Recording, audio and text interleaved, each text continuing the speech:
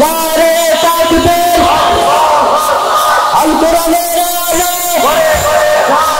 আল হাদিসের আলো প্রধান বক্তার আগমন শুভেচ্ছার স্বাগতম শুভেচ্ছার স্বাগতম প্রধান বক্তার আগমন নারে তাকবীর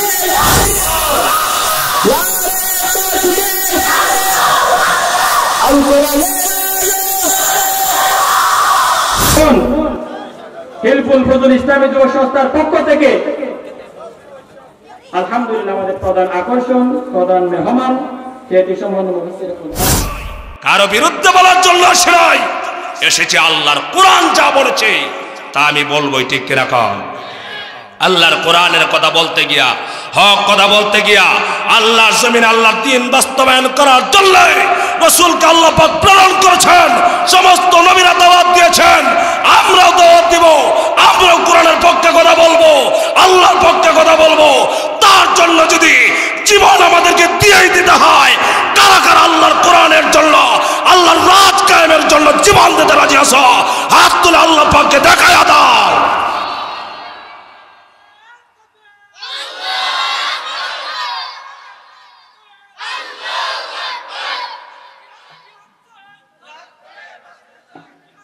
মুসলমানের আজকে প্রথমে সাক্ষী দিতে হবে, আল্লাহর কোরআনে হক কথা বলতে গিয়া কারা কারা বেজার হবেন না, রাগ করবেন না। আল্লাহর কোরআনে যা আছে তাই বলা হবে, কেউ বাধা দিতে পারবে না। কারা কারা পক্ষে আছেন হাত তুলে দেখান।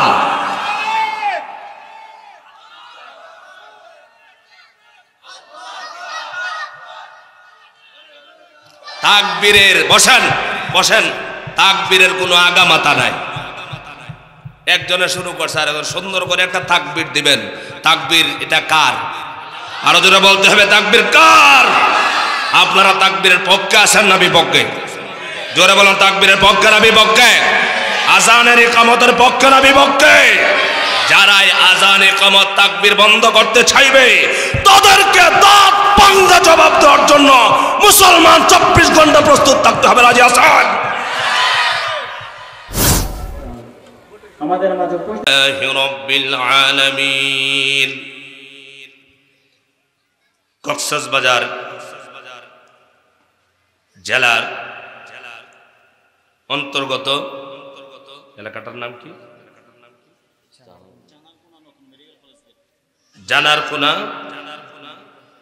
নতুন medical college gate, medical college station চত্বর ময়দানে আজকে আয়োজিত তাফসিরুল কোরআন মাহফিলের সম্মানিত সভাপতি জনাব রফিকুল ইসলাম বাহাদুর সাহেব, আজকের মাহফিলের প্রধান অতিথি জনাব টিপু সুলতান সাহেব, চেয়ারম্যান 5 নং জুলংজা ইউনিয়ন পরিষদ।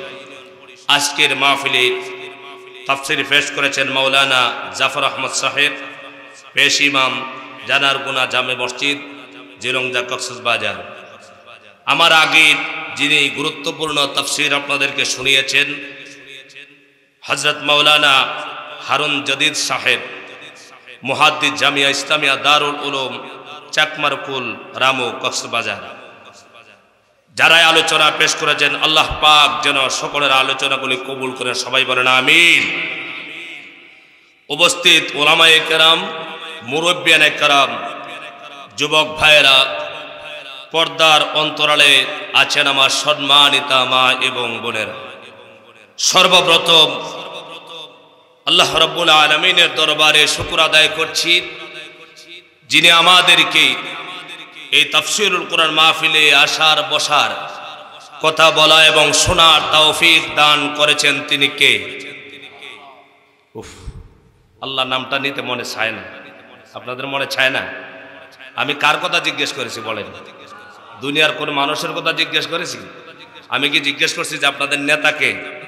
বলছি বলেন তো আমাদের মালিক কে? সবাই বলতে হবে আমাদের মালিক কে? সেই রব্বুল ইজ্জাত ওয়াল জালালের দরবারে সকলে আমরা প্রাণ খুলে শুকর আদায় করছি আলহামদুলিল্লাহ। সবাই বলে আলহামদুলিল্লাহ। প্রশংসা কার? আরো জোরে বলতে হবে সবচাইতে প্রশংসা হবে কার? এই জমিনের মালিককে, আসমানের মালিককে, আমার হায়াতের মালিককে, মৌতের মালিককে, সব কিছুর মালিককে। তারই দরবারে আবারও পড়ছে আলহামদুলিল্লাহ। আজকে এখানে মাহফিল হওয়াতে আপনারা খুশি না বেজার? আপনাদের অনেকের এই মনটা খুব ভারী ভারী লাগছে, দেখে বোঝা যাচ্ছে খুব দুর্বল ভাবে বসে আছেন, মনটা বেশি ভালো। আপনাদের মন ভালো আছে? ভালো আছে তো ইনশাআল্লাহ? সম্মানিত ভাইরা, আমরা মুসলমান, মুসলমান হলো বীরের জাতি। কথা কর না কেন? আপনাদের কিন্তু টেস্ট করতেছে, বোঝা যাচ্ছে আগামী আলোচনা কি করতে হবে। আপনারা যদি নরম হন, আমার আলোচনাও কিন্তু নরম হবে, ঠিক কিনা কন? একা চিল্লায় আলোচনা করা সম্ভব নয়। আর হক কথার কথা বললে মুসলমান নরমের জায়গায় নরম, গরমের জায়গায় গরম, ঠিক কিনা কন? এই জন্য সম্মানিত ভাইরা, আমরা সবাই মুসলমান, ঠিক কিনা কন? সম্মানিত ভাইরা, আমরা এখানে এসেছি আল্লাহর পবিত্র কালাম কোরআনুল কারীম থেকে আলোচনা করার জন্য এবং শোনার জন্য। আগে আপনাদেরকে বুঝতে হবে যে কিতাব থেকে উলামায়ে কেরাম কথা বলেছেন, আপনারা শোনার জন্য এসেছেন যে কিতাব থেকে। এই কিতাবের মালিক কে? আরো জোরে বলতে হবে মালিক কে? এই কিতাবে কি কোনো মানুষের কোনো কথা আছে? দুনিয়ার কোনো মানুষের কোনো কথা আছে? সবগুলো কথা কার? আরো জোরে বলতে হবে সব কথা কার?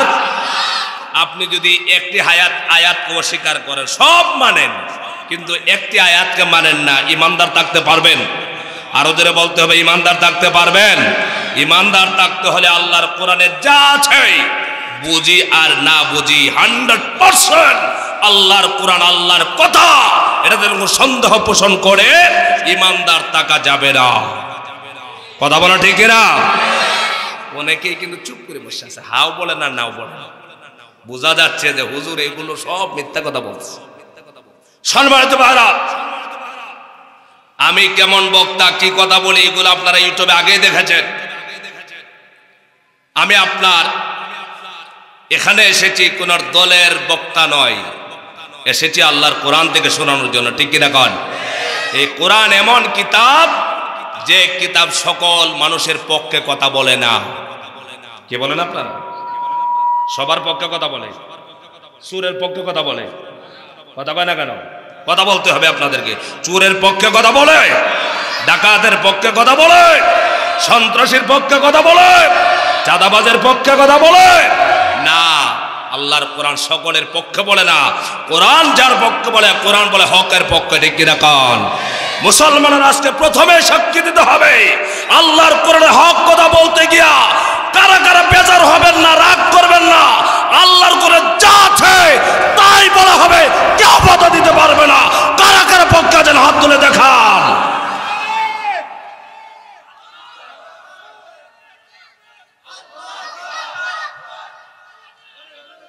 তাকবীরের বসেন বসেন, তাকবীরের কোনো আগামাতা নাই। একজনে শুরু করছে, আর সুন্দর করে একটা তাকবীর দিবেন। তাকবীর এটা কার? আরো জোরে বলতে হবে তাকবীর কার? আপনারা তাকবীরের পক্ষে আছেন না বিপক্ষে? জোরে বলেন, তাকবীরের পক্ষে না বিপক্ষে? আজানের ইকামতের পক্ষে না বিপক্ষে? যারাই আজান ইকামত তাকবীর বন্ধ করতে চাইবে তাদেরকে দাঁত ভাঙা জবাব দেওয়ার জন্য মুসলমান 24 ঘন্টা প্রস্তুত থাকতে হবে। রাজি আছেন?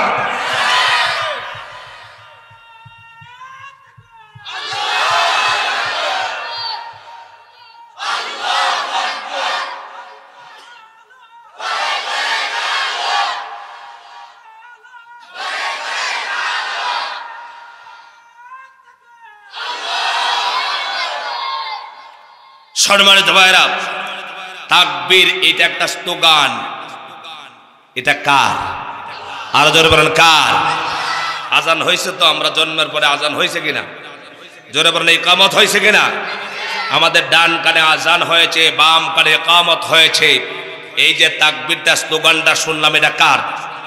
আরো জোরে বলতে হবে কার? এখন যারা কোরআনের বিরোধিতা করে, আল্লাহর দ্বীনের বিরোধিতা করে, আল্লাহর জমিনে আজান ইকামত বন্ধ করতে চায়, এগুলোর একটারও কানে আজান ইকামত হয় নাই, ঠিক কিনা? সম্মানিত ভাইরা, আমাদের সবচাইতে বড় পরিচয় হলো আমরা একজন মুসলমান। জোরে বলেন পরিচয় কি? আমরা মুসলমান। আমাদের মরণ আছে না নাই? আরো জোরে বলতে হবে মৌত আছে তো? একজন দাঁড়ান যে হুজুর আমার মৌত নাই, আছেন কেউ? মরণ সকলের, আরো জোরে বলতে হবে মরণ সকলের আছে, কিন্তু কিছু দামি মৌত আছে। কি আছে বলেন? দামি মরণ আছে। আমরা দামি মরণের জন্য প্রস্তুত আছি তো ইনশাআল্লাহ? সবাই বলি ইনশাআল্লাহ। সম্মানিত ভাইরা, দামি মৌতের ব্যাপারে আজকে একটু কথা বলবো, শুনবেন তো ইনশাআল্লাহ? দামি একটা রাস্তা, মরণের একটি দামি রাস্তার কথা আজকে বলবো। সকলের দরকার আছে না নাই? সকলের দরকার আছে। আল্লাহ পাক কোরআনুল কারীমে বলছেন, যারা এই পৃথিবীতে এসেছেন সবার মরণ আছে, কেউ মৌত থেকে বাঁচতে পারবে না। আল্লাহ পাক বলেন, আল্লাযী খালাকাল মাউতা ওয়াল হায়াতা লিয়াবলুয়াকুম আইয়ুকুম আহসানু আমালা। আল্লাহ পাক সূরা মুলকের ভিতরে আল্লাহ পাক বলছেন, আমি হায়াত এবং মৌত তৈরি করেছি। হায়াত এবং মরণ সৃষ্টি করেছেন কে? আরো জোরে বলতে হবে কে? আল্লাহ পাক বলছেন, আমি হায়াত এবং মৌত তৈরি করেছি, সৃষ্টি করেছি। আমি দেখব, আমি পরীক্ষা করার জন্য কে কত সুন্দর আমল করে আসো, সেটা পরীক্ষা করার জন্য। বলেন সুবহানাল্লাহ। হায়াত এবং মৌত, আপনি দুনিয়াতে এসেছেন, আপনার মরণ আছে। এই মরণ থেকে আপনি বাঁচতে পারবেন না। মরণ থেকে পলায়ন করে যত মানুষ চেষ্টা করুক না কেন, তার মরণ আছে না নাই? আরো জোরে বলতে হবে আছে না নাই? আল্লাহর হাবিবকে আল্লাহ পাক বলেন, কুল ইন্নাল মাউতাল্লাযী তাফিরুনা মিনহু ফাইন্নাহু মুলাকীকুম সুম্মা তুরাদ্দুনা ইলা আলিমিল গায়বি ওয়াশ শাহাদা। আল্লাহ পাক নবীজিকে বলছেন, নবী আপনি মানুষদেরকে বলুন, তোমরা যে মৌত থেকে পলায়ন করতে চাও, বাঁচতে চাও, মরবা না, তোমার সাথে এই মরণ যেখানেই যাও না কেন সাক্ষাৎ করবেই করবে। ঠিক কিনা কাল? আজ কেউ মরণ থেকে বাঁচতে পেরেছে? জোরে বলে মরণ থেকে বাঁচতে পেরেছে? আমার ভাইরা, আল্লাহ তাআলা অন্যতে বলছেন, লিকুল্লি উম্মাতিন আজাল ইযা জাআ আজালুহুম লা ইস্তাখিরুনা সাআতাও ওয়া লা ইস্তাকদিমুন। প্রত্যেক মানুষ, প্রত্যেক জাতির নির্দিষ্ট একটা সময় রয়েছে। তার যখন মরণ আসবে, মরণের সময় হয়ে যাবে, এক সেকেন্ড আগাতেও পারবে না, পিছাতেও পারবে না, মরণ হয়ে যাবে। ঠিক না কাল? কেউ কি বাঁচতে পারবে নাকি? আপনি অসুস্থ হলেন, আপনি বাঁচার জন্য কক্সবাজারে ডাক্তার দেখালেন, চিকিৎসায় ভালো হলেন না। চট্টগ্রামে গেলেন, ভালো হলেন না। আপনি ঢাকায় গেলেন, ভালো হলেন না। ইন্ডিয়াতে গেলেন, ভালো হলেন না। আমার ভাইরা, আমেরিকা লন্ডনে গেলেন, ভালো হলেন না। যখন আপনার মরণ আসবে, দুনিয়ার কোনো ডাক্তার চিকিৎসা আপনাকে এক সেকেন্ড দুনিয়াতে বাঁচিয়ে রাখতে পারবে না। ঠিক কিনা কন? আমার ভাইরা, এই জন্য মরণ আছে, কিন্তু মরণ সকলের আছে, কিন্তু দামি মৌত আছে। একদল মানুষ আছে, তারা মরার পরেও আল্লাহ পাক বলে তাদেরকে তোমরা মৃত বলো না। সুবহানাল্লাহ। একদল মানুষ মরার পরেও আল্লাহ বলে এদেরকে তোমরা মরা বলো না। সুবহানাল্লাহ। এই দলের কথা বোঝার শোনার দরকার আছে না নাই? শুধু দরকার নয়, এই যে দলরে আল্লাহ পাক বলেন মরার পরে তাদেরকে তোমরা মৃত বলো না, সেই দলে কারা কারা উঠতে রাজি আছে? একটু হাত তুলে দেখায় আল্লাহ পাককে।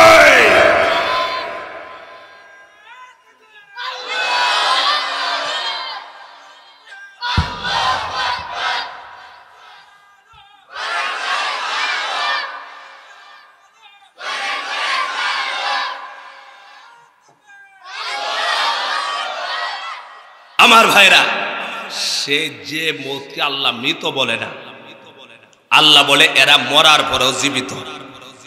সুবহানাল্লাহ বলবেন না? রাগ করতেছেন? কষ্ট হচ্ছে আপনাদের? আল্লাহ পাক কি বলেন? মরার পরেও কথা কন না কেন? আরে ভাই এটা কোরআন শরীফটা বলবো, আমি মন করে বলবো না তো। ভুল যদি বলি আমাদের ভুল ধরবে কারা? নামা আলেমরা, ঠিক না কান? একজন আলেমের ভুল ধরবে আর একজন কি জেনারেল শিক্ষিত না আলেম? আরো জোরে বলতে হবে কারা? আমার ভাইরা, সকলের মরণ আছে, এই কথা থেকে আমি শুরু করলাম। এক জাত মৌত আছে। আল্লাহ পাক বলেন এই দামি মরণ যদি তোমার হয়, এই দামি মৌত যদি তোমার হয়ে যায়, এই মরণ যদি তুমি মরতে পারো, আমি আল্লাহ পাক বললাম তাদেরকে মৃত বলো না। তারা হলো আল্লাহর জমিনের মধ্যে যারা কোরআনের জন্য, আল্লাহর রাজ কায়েম করার জন্য জীবন দেয়। সুবহানাল্লাহ বলেন। এটা আমার কথা নয়, আল্লাহ পাকের কথা আগেই বলেছি। আল্লাহ পাকের কথা, এগুলো যদি আমার ভালো না লাগে এরপরেও কিন্তু মানতে হবে, যেহেতু আল্লাহ পাকের কথা। কোরআন শরীফের ভিতরে আল্লাহ পাক 114টি সূরা নাজিল করেছেন, 6666টি আয়াতে কারিমা আল্লাহ পাক নাজিল করেছেন। এর ভিতরে ইখতিলাফ আয়াত আছে কম বেশি, কিন্তু যত আয়াত, যত সূরা নাজিল করেছেন প্রতিটা কার কথা? জোরে বলেন কার কথা? আমার ভাইরা, আল্লাহ পাক কাদের কথা বলছেন? আল্লাহ তাআলা বলছেন যারা আমার দুনিয়ার মধ্যে আমার কোরআনের রাজ কায়েম করার জন্য আন্দোলন করবে। আমার ভাইরা, কোরআন শরীফ নাজিল করছেন কে? আরো জোরে বলতে হবে কে? আমরা মনে করি হুজুর এই তো এখন বর্তমান যে ওয়াজটা করতেছেন বিশৃঙ্খলা সৃষ্টি করার জন্য ওয়াজ করতেছেন মনে হয়। আমার ভাইরা, আজকে ফেব্রুয়ারি মাসের কয় তারিখ? আরো জোরে বলতে হবে কয় তারিখ? আগামী কালকে একটা দিবস আছে আমাদের দেশে। এই দিবসের নাম জোরে বলেন। এই দিবস কি বাংলাদেশে পালন করবে ভারতের ছেলেমেয়েরা? আইসা কথা কয় না কেন? লন্ডন থেকে আসবে, আমেরিকা থেকে আসবে না, আমার মতো আপনার মতো কিছু মুসলমানের মেয়ে ছেলেমেয়েরাই পালন করবে, ঠিক কি রাখো? আজকে যদি এই আন্দোলনকারীরা যারা কোরআনের পক্ষে সৈনিক, কোরআনের আন্দোলন করে বাংলাদেশে যদি কোরআনের রাজ কায়েম হতো, বাংলাদেশে বিশ্ব ভালোবাসা দিবস বলতে কোন দিবস বাংলা জমিনে পালন করতে দেওয়া হতো না, হতো না, হতো না, ঠিক না? কিন্তু এই দেশে তো পালন হওয়ার জন্য সরকারিভাবে নিষেধ হয় নাই। হয়েছে? কথা বলেন না কেন? হয়েছে? হয় নাই। অথচ আমি বলতে পারি সারা বছর যত বদমাইশি না হবে, লুচ্চামি না হবে, জেনা বেবিচার ছেলেমেয়েরা না করবে, আগামীকাল 14 ফেব্রুয়ারি আমার দেশের যুবক যুবতীরা এর চেয়ে বেশি জেনা বেবিচার হবে এই দেশে, ঠিক কিনা?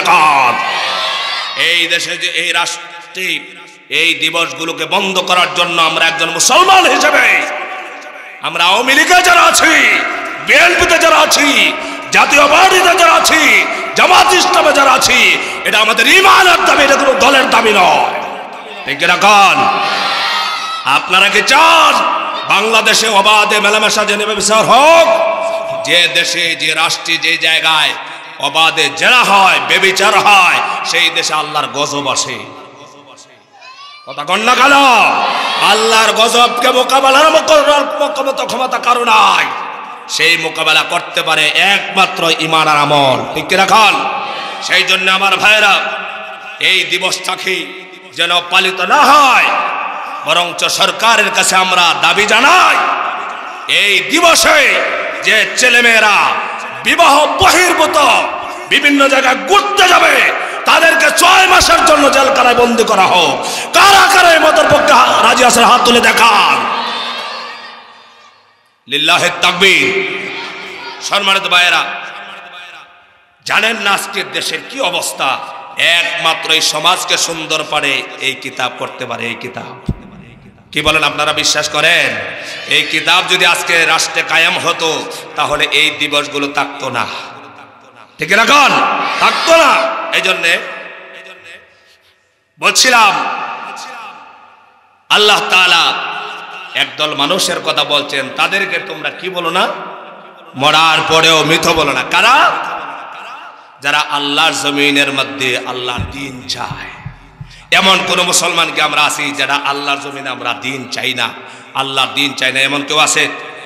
জোরে বলেন আছে? আমার ভাই আল্লাহ পাক এই কোরআনুল কারীম দিয়া এই দল মানুষের কথা বলছেন। আল্লাহ তাআলা বলেন ওয়ালা তাকুলু লিমান ইউকতালু ফি সাবিলিল্লাহি আমওয়াত বাল আহইয়াউ ওয়ালাকিন লা তাশউরুন। আল্লাহ তাআলা বলছেন যারা আমার রাস্তায় আমার দ্বীন কায়েমের জন্য যারা আমার রাস্তায় জীবন দেয় শহীদ হয় তাদেরকে তোমরা মৃত বলো না। বলেন সুবহানাল্লাহ। তোমরা অনুধাবন করতে পারো না, তোমরা বুঝতে পারো না।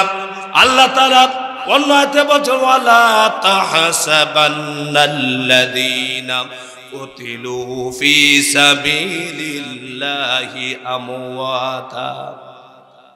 আল্লাহ তাআলা বলেন যারা আমার রাস্তায় জীবন দেয় তাদেরকে তোমরা মৃত বলো না, বাল আহইয়াউন, বরং তারা জীবিত। কন্যা সুবহানাল্লাহ। কাদের কথা বলছেন? যারা আল্লাহর জন্য, আল্লাহর রাসূলের জন্য, কোরআনের জন্য, আল্লাহর দ্বীন প্রতিষ্ঠা করার জন্য জীবনটা দিয়া দেয়। এমন মানুষ আছে না নাই? আরো জোরে বলতে হবে, আছে না নাই? আপনার সমাজে, আমার সমাজে, বহু জায়গার মধ্যে তামাম পৃথিবীতে বহুত মুসলমানের আছে যারা আল্লাহকে সব চাইতে বেশি ভালোবাসে। ঠিক না কোন? আমার ভাইরা মুসলমানেরা সব চাইতে বেশি ভালোবাসেন আল্লাহ পাককে, আল্লাহর দ্বীনকে, কোরআনকে। সেই জন্য কোরআনের জন্য হারে বহুত মানুষ বহুতের জন্য জীবন দেয়, যত্রতত্র জীবন দেয়া দেয়। এই জীবনের দাম আছে, যার তার জন্য যদি জীবন দেন আপনি শহীদ হতে পারবেন না। শাহাদাতের জন্য যে রাস্তা, এটা হলো ফি সাবিলিল্লাহ। কার রাস্তা? আরো জোরে বলতে হবে, কার রাস্তা? আমার ভাইরা মরণ যেহেতু আছে, মৌত একদিন আছে।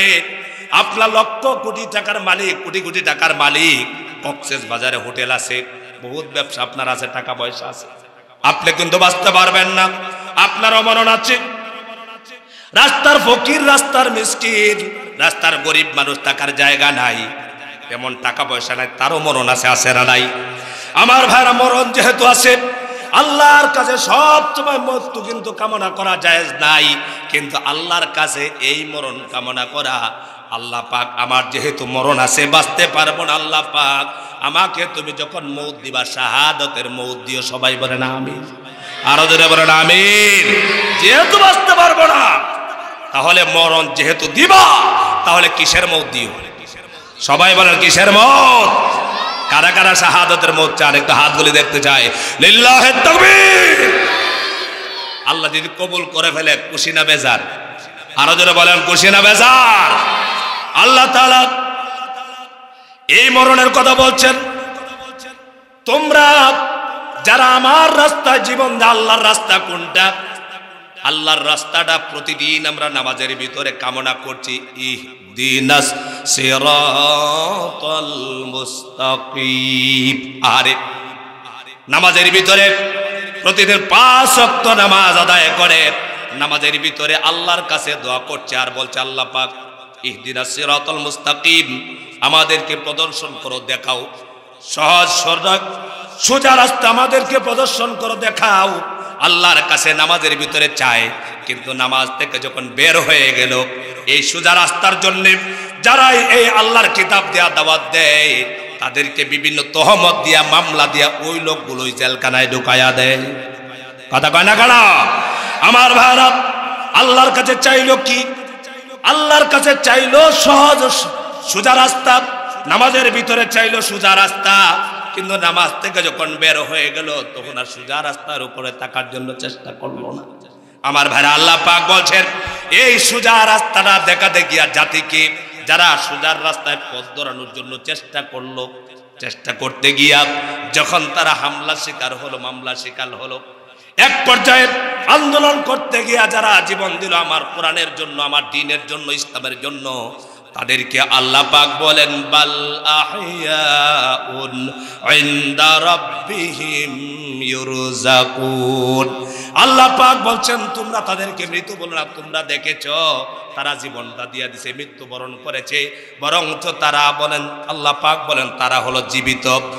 আর তাই শুধু শেষ নয়, তাদেরকে আমি আল্লাহ পাক আমার পক্ষ থেকে তাদেরকে রিজিক দেই, তারা রিজিক খায়। বলেন সুবহানাল্লাহ। আমার সম্মানিত ভাইরা, হযরতে আব্দুল্লাহ ইবনে মাসউদ রাদিয়াল্লাহু তাআলা আনহু থেকে বর্ণিত হাদিস মুসলিম শরীফের ভিতরে এসেছে। আব্দুল্লাহ ইবনে মাসউদ রাদিয়াল্লাহু তাআলা আনহু নিজে বর্ণনা করছেন, আমার ভাইরা নবীজি সাল্লাল্লাহু আলাইহি ওয়াসাল্লাম বলেছেন, যখন আল্লাহর জন্য দ্বীনের জন্য যারা জীবন দিয়ে শহীদ হয়ে যায়, শহীদের ফজিলত বয়ান করতেছি, ঠিক কিনা কোন? অসুবিধা আছে আপনাদের? কোনো কষ্ট হবে আপনাদের? শহীদ শব্দটা এটা ইসলামের ভিতরে আছে না নাই? কোরআন হাদিসের ভিতরে আছে না নাই? আমরা প্রত্যেকের ভিতরে তামান্না লাগবে। আল্লাহর হাবিব বলেছেন, যারা শাহাদাতের তামান্না রাখে, আকাঙ্ক্ষা পোষণ করে, তারা যদি জ্বরে, মাথা ব্যথায়, ডায়রিয়ায় মারা যায়, আল্লাহ পাক তাদেরকে শাহাদাতের মওত নসিব করে দেয়। বলেন সুবহানাল্লাহ। তাহলে এই দামি মরণ কি আমরা চাই? আমার ভাইরা, আব্দুল্লাহ ইবনে মাসউদ রাদিয়াল্লাহু তাআলা আনহু বলছেন, নবীজি বলেছেন, যারা ইসলামের জন্য দ্বীনের জন্য যারা শহীদ হয়, কার জন্য শহীদ হয় বলেন? জোরে বলেন, কার জন্য শহীদ হয়? আমার ভাইরা, জিহাদের আলোচনা করলেই পড়ে একদল মানুষের চেহারা কালো হয়ে যায়, রাগ করে, মনে করে এই তো হুজুর জঙ্গিবাদী উস্কিয়ে দিচ্ছে, নাউযুবিল্লাহ। অথচ আল্লাহ তাআলা কুরআনুল কারীমে জিহাদের ব্যাপারে অনেকগুলো আয়াত নাযিল করেছেন। আল্লাহ তাআলা বলছেন, ওয়াজাহিদু ফিল্লাহি হাক্কা জিহাদি ওয়াজতাবাকুম ওয়ামা জাআলা আলাইকুম ফিদ্দীনি মিন হারাজ মিল্লাতা আবিকুম ইব্রাহিম ওয়া সাম্মাকুমুল মুসলিমিন। জোরে বলেন, কার কথা? আল্লাহ তাআলা বলছেন, ওয়াজাহিদু ফিল্লাহি হাক্কা জিহাদি। আল্লাহ তাআলা বলছেন, তোমরা জিহাদ করো, জিহাদের হক আদায় করে যেভাবে জিহাদ করার দরকার। এই তোমরা কথা বলছো, এই বসো। এখানে কি কি বলছো? এটা কি ওই যে কি বলে আপনার বিভিন্ন ওয়াজে দেখেন না, আধা ঘন্টা ওয়াজ আর আধা ঘন্টা হলো ইসলামিক সঙ্গীত, ঠিক না? আজকে সঙ্গীত শিল্পীরা একবারে ভরে গেছে, অথচ কোরআনের পাখি 50 বছর তাফসীর পেশ করেছেন, একটি সঙ্গীতও বলে নাই, ঠিক কিনা কান? আমরা সঙ্গীতের জন্য পাগল। কোরআনের তাফসীর মাহফিল দিয়া সঙ্গীত হবে না, সঙ্গীতের মাহফিল আলাদা দেন, ঠিক কিনা কান?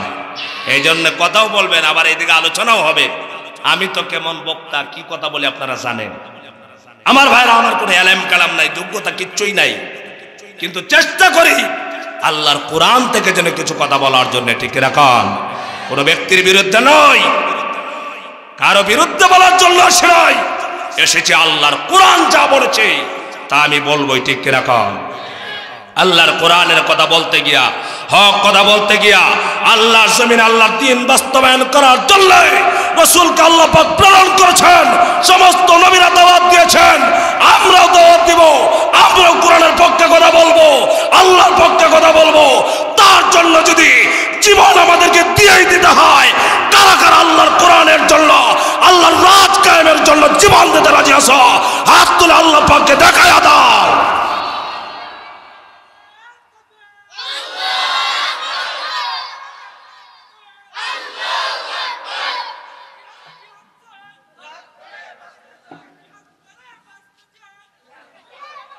হ্যাঁ, এখানে আর আওয়াজ নাই, এখানে আওয়াজ নাই। আল্লাহর কোরআন শরীফ আমার সামনে দেখছেন? সবাই হাত তোলেন, দেখছেন কোরআন শরীফ? দেখছেন? দেখছেন আপনারা? এই কোরআন শরীফ নিয়ে কসম করে বলে যাচ্ছি, জিহাদের ব্যাপারে যদি আপনি নিশ্চুপ থাকেন, আপনি বেঈমান মুনাফিক, এটা কোনো সন্দেহ নাই, ঠিক কিনা বলো? যদি নামাজের কথা কোরআন শরীফ আসে নাই, নামাজ যেভাবে ফরজ, অনুরূপ ভাবে আল্লাহ পাক জিহাদকে ফরজ করেছে, যে মুনাফিক কাফের যারা জিহাদকে অস্বীকার করতে পারে না। এই বাচ্চাগুলো উঠাই দেন, এই বাচ্চাগুলো উঠাই দেন, উঠাই দেন, বাচ্চাগুলোকে পিছনে রাখেন, এক সাইডে দেন। এত সুন্দর মাহফিল থেকে বাচ্চাগুলো নষ্ট করতেছে, একজন মানুষ কিচ্ছুই বলে না। মাহফিল করানো সহজ। আমার ভাইরা, জিহাদ নামাজ পড়া, আজ পর্যন্ত এখানে যারা আসছেন নামাজকে অস্বীকার করেন কেউ? একজন হাত তোলেন যে হুজুর আমি নামাজের ব্যাপারে আমার সন্দেহ আছে। আছে কারো? নামাজ নিয়ে আমরা সন্দেহ নাই। নামাজের ওয়াজ করলে কেউ রাগ করে না, গুসা করে না। হজের ওয়াজ করলে গুসা করে না। যাকাতের ওয়াজ করলে গুসা করে না। জিকির আজকার তাসবিহ তাহলিলের ওয়াজ করলে গুসা করে না। অথচ নামাজ যেভাবে ফরজ, আল্লাহর জমিনে কাফের বেঈমানেরা, নাস্তিক মুরতাদেরা যখন আল্লাহর জমিন থেকে দ্বীন ইসলাম কোরআনকে বিদায় করতে চাইবে, তাদের বিরুদ্ধে সংগ্রাম করা প্রত্যেকটা মুসলমানের উপরে ফরজ হয়ে যায়। কোন মুফতি থাকলে আসুক আমার সামনে, এটা ফরজ হয় না। সম্মানিত ভাইরা, আল্লাহ রাব্বুল আলামিন কি বলেছেন? জিহাদ ফরজ। জিহাদ করা কি? সবাই মুখ দিয়ে বলতে হবে জিহাদ করা কি? ফরজ। যারা বলেন নাই আল্লাহ পাক দেখছেন, আমি জিজ্ঞেস করি জিহাদ করা কি? ফরজ। কোন বাপের বেটা এই কথা বলতে পারবে না যে জিহাদের কথা কোরআন শরীফে নাই। কিন্তু জিহাদটাকে আমাদের দেশে উল্টা পাল্টা করা হয়েছে। জিহাদ বলতে মনে করে যে এক দল আর এক দলের মারামারি করা। জোরে কর নাউজুবিল্লাহ। একজন ক্ষমতায় আছেন মেম্বার সাহেব, আমি গিয়ে ওনারে টাইন লামায়া আমি গিয়ে বসে গেলাম, এটা নাউজুবিল্লাহ। এগুলো নাম জিহাদ নয়। জিহাদ হবে কার জন্য? আরো জোরে বলতে হবে কার জন্য? আল্লাহর জন্য। আমরা কি চাই আল্লাহর জমিনের মধ্যে কোনো বেঈমান কাফের আল্লাহর জমিন থেকে কোরআনকে বিদায় করুক? এটা আমরা চাই। আমরা জীবন দিতে পারি, কিন্তু কোরআন বিদায় করবে, কোরআনের বিরুদ্ধে কোনো কথা মুসলমানরা বরদাস্ত করতে পারে না। মুসলমান হওয়া লাগবে। আমার ভাইরা, বলছিলাম শহীদ যারা হয় তাদের ব্যাপারে হাদিসে এসেছে, শাহাদত বরণকারী যারা, তাদের রূহগুলোকে, আমাদের ভিতরে রূহ আছে না নাই?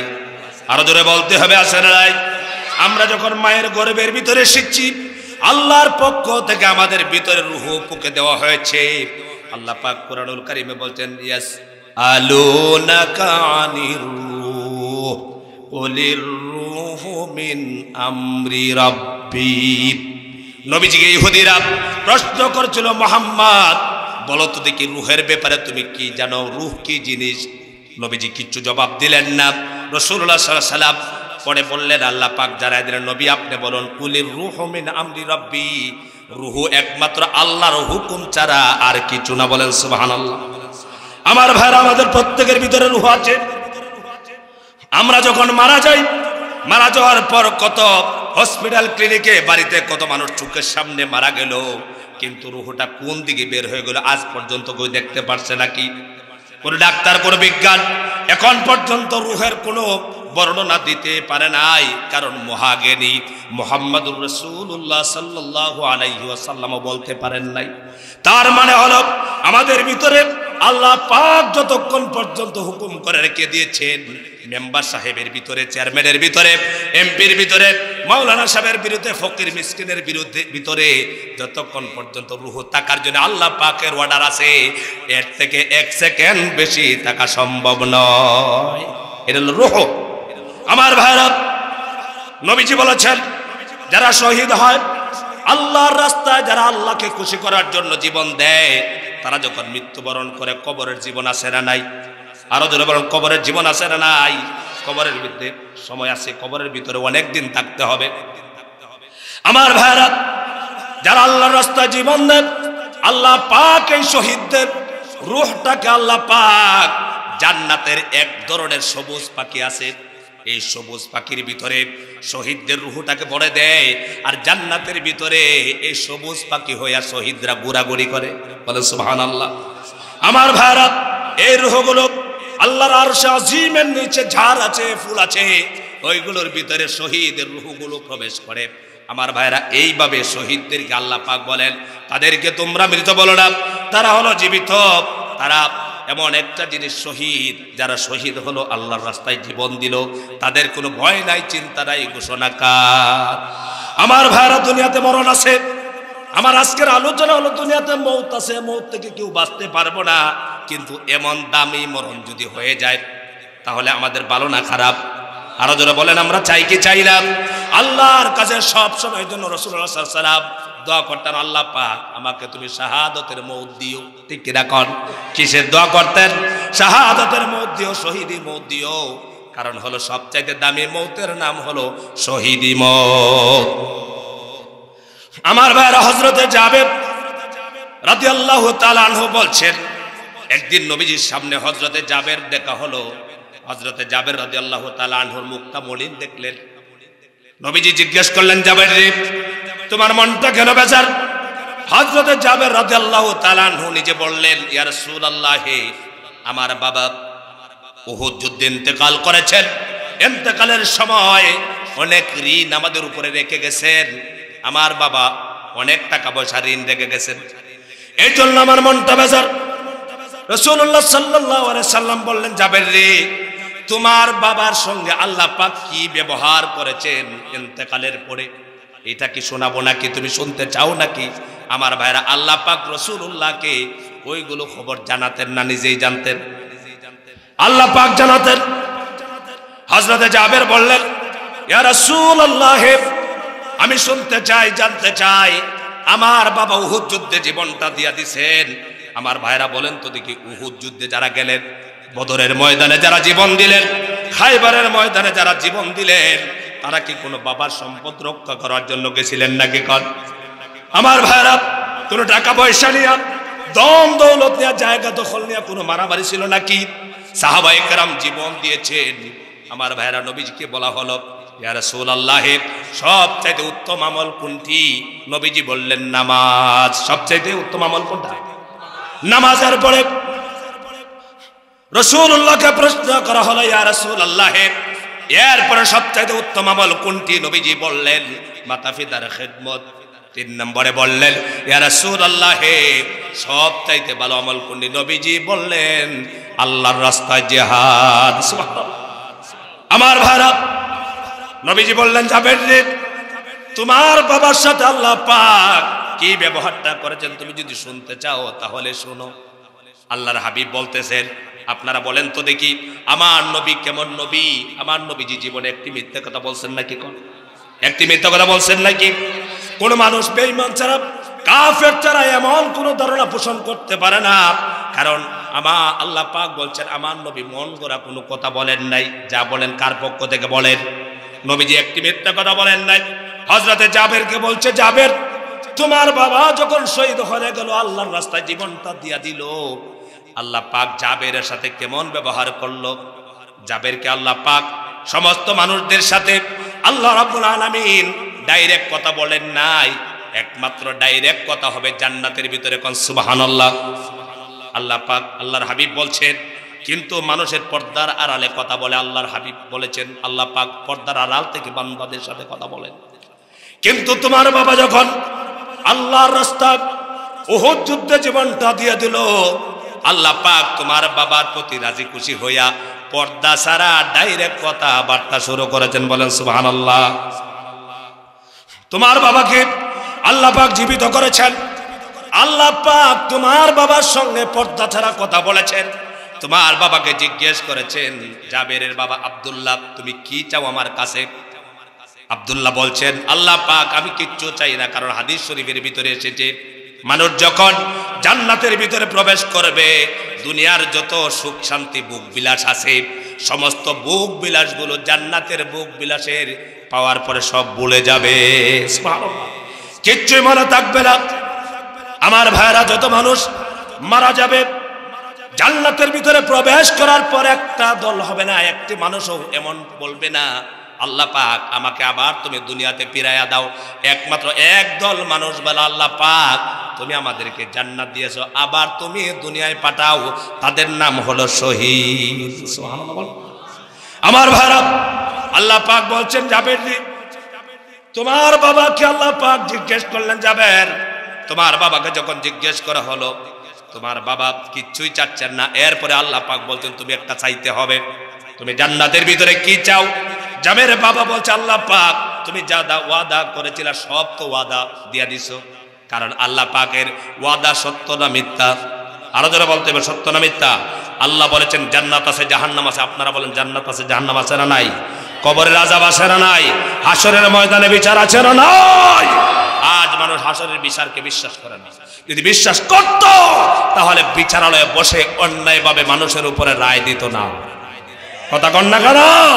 তাদের ভিতরে জাহান্নামের শাস্তির ভয় নাই। আমার ভাইরা, হযরতে জাবেরের বাবা আল্লাহ পাককে বললেন, আল্লাহ পাক আমি কিচ্ছু চাই না, আমি চাই যে রাস্তায় আমার জীবন দিয়ে এসেছি তুমি আবার আমাকে দুনিয়াতে পাঠাইয়া দাও, আমি আবার তোমার রাস্তায় জীবন দিয়ে শহীদ হতে চাই। আল্লাহ পাক বলেছেন, বান্দারে আমার সিদ্ধান্তর বাইরে হয়ে গেল, কারণ আমার সিদ্ধান্ত হলো, আল্লাহ পাকের সিদ্ধান্ত হলো যারা জীবন একবার দিয়া দিবে মরণ কয়বার? আরো জোরে বলতে হবে, মৌত কয়বার? মৌত একবার। মুসলমানেরা আপনি কোন দল করেন এটা দেখার ব্যাপার নয়, আপনি মুসলমান কিনা ইমানদার কিনা, আপনি ইমান নিয়ে কবরে যেতে হবে, এইটাই হলো বড় কথা, ঠিক কিনা কন? কারণ যেহেতু একবার মরণ, একবার যদি মরণ হয়ে যায়, বেঈমান অবস্থায় যদি মরণ হয়ে যায়, মুনাফিক অবস্থায় যদি মরণ হয়ে যায়, আবার দ্বিতীয়বার দুনিয়াতে এসে আর শুধরানোর কোনো জায়গা থাকবে না, ঠিক কিনা কন? কারণটা কি? কাফের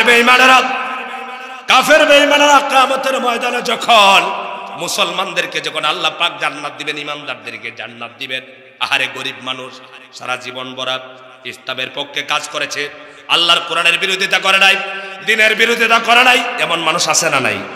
আরো জোরে বলতে হবে, আছে না নাই? এমন মানুষ সব দলে আছে না নাই? তারা দল করে, ঠিক যে কোনো দল করে, কিন্তু কোরআনের বেলা এক টাকা, ঠিক কিনা কম? আমার ভাইরা, আপনি যে কোনো দল করতে পারেন, কিন্তু আপনার সবচাইতে বড় আকাঙ্ক্ষা থাকতে হবে আল্লাহর জমিনে যেন আল্লাহর কোরআন বাস্তবায়ন হয়, ঠিক কিনা বলেন? ও মুসলমানের, আমরা মুসলমান, আমরা দলমত নির্বিশেষে এসেছি যে কোরআন যে সমাজ গঠন করলেই পরে শান্তি প্রতিষ্ঠা হয়, সেই কোরআনের রাজ কায়েম হোক, সেটাকে আমরা চাই। চাইলে আল্লাহ পাকে হাত তুলে দেখায় দেয়। লিল্লাহে তাকবীর, লিল্লাহে তাকবীর। সম্মানিত ভাইরা, আল্লাহর জমিন আল্লাহর কোরআন দিয়া চললে কিন্তু শান্তি বেশি হবে। এটা আমার মেম্বার সাহেব না, উনি মেম্বার সাহেব, একজন জনপ্রতিনিধি। জানেন, এই জনপ্রতিনিধিরা সবচেয়ে সমাজ দিয়ে বেশি টেনশনে থাকে, কারণ সমাজে কোনো খারাপ কাজ হইলে এই দায়ভার পরে চেয়ারম্যান সাহেবের উপরে, মেম্বার সাহেবের উপরে, এমপি সাহেবের উপরে, ঠিক কিনা কন? আমার ভাইরা, আল্লাহ পাকের ওই কোরআনকে আপনারা বিশ্বাস করেন না? রাসূলুল্লাহ সাল্লাল্লাহু আলাইহি ওয়াসাল্লাম সমাজ গঠন করেছিলেন কোরআন দিয়া, লাঠি লাগে নাই, অস্ত্র লাগে নাই, মানুষগুলো আল্লাহর ওলি হয়ে গেছিলেন। এটা কি মিথ্যা কথা বলছি নাকি? বলেন, মিথ্যা কথা বলছি? হত্যা দর্শন কিচ্ছু হতো না, ইফতিজিং হবে তো দূরের কথা, যুবকেরা নারীদের দিকে তাকাতো না, তারা ছিল কোরআনের সৈনিক, ঠিক রাখন। আজও কোরআন আছে, কিন্তু কোরআনের ব্যবহার না। কোরআন আছে মাসার ভিতরে, কোরআন আছে মাদ্রাসা মসজিদের তারিয়ার ভিতরে, কিন্তু এই কোরআন যদি একবার যদি সমাজের ভিতর প্রতিষ্ঠিত হয়ে যায়, এই সমাজ হবে দুনিয়ার শ্রেষ্ঠ সমাজ, ঠিক কিনা বলেন আপনারা? আর আমি আল্লাহর কোরআনে চলস করে বলতে পারি, আংশিক শান্তি প্রতিষ্ঠা হতে পারে।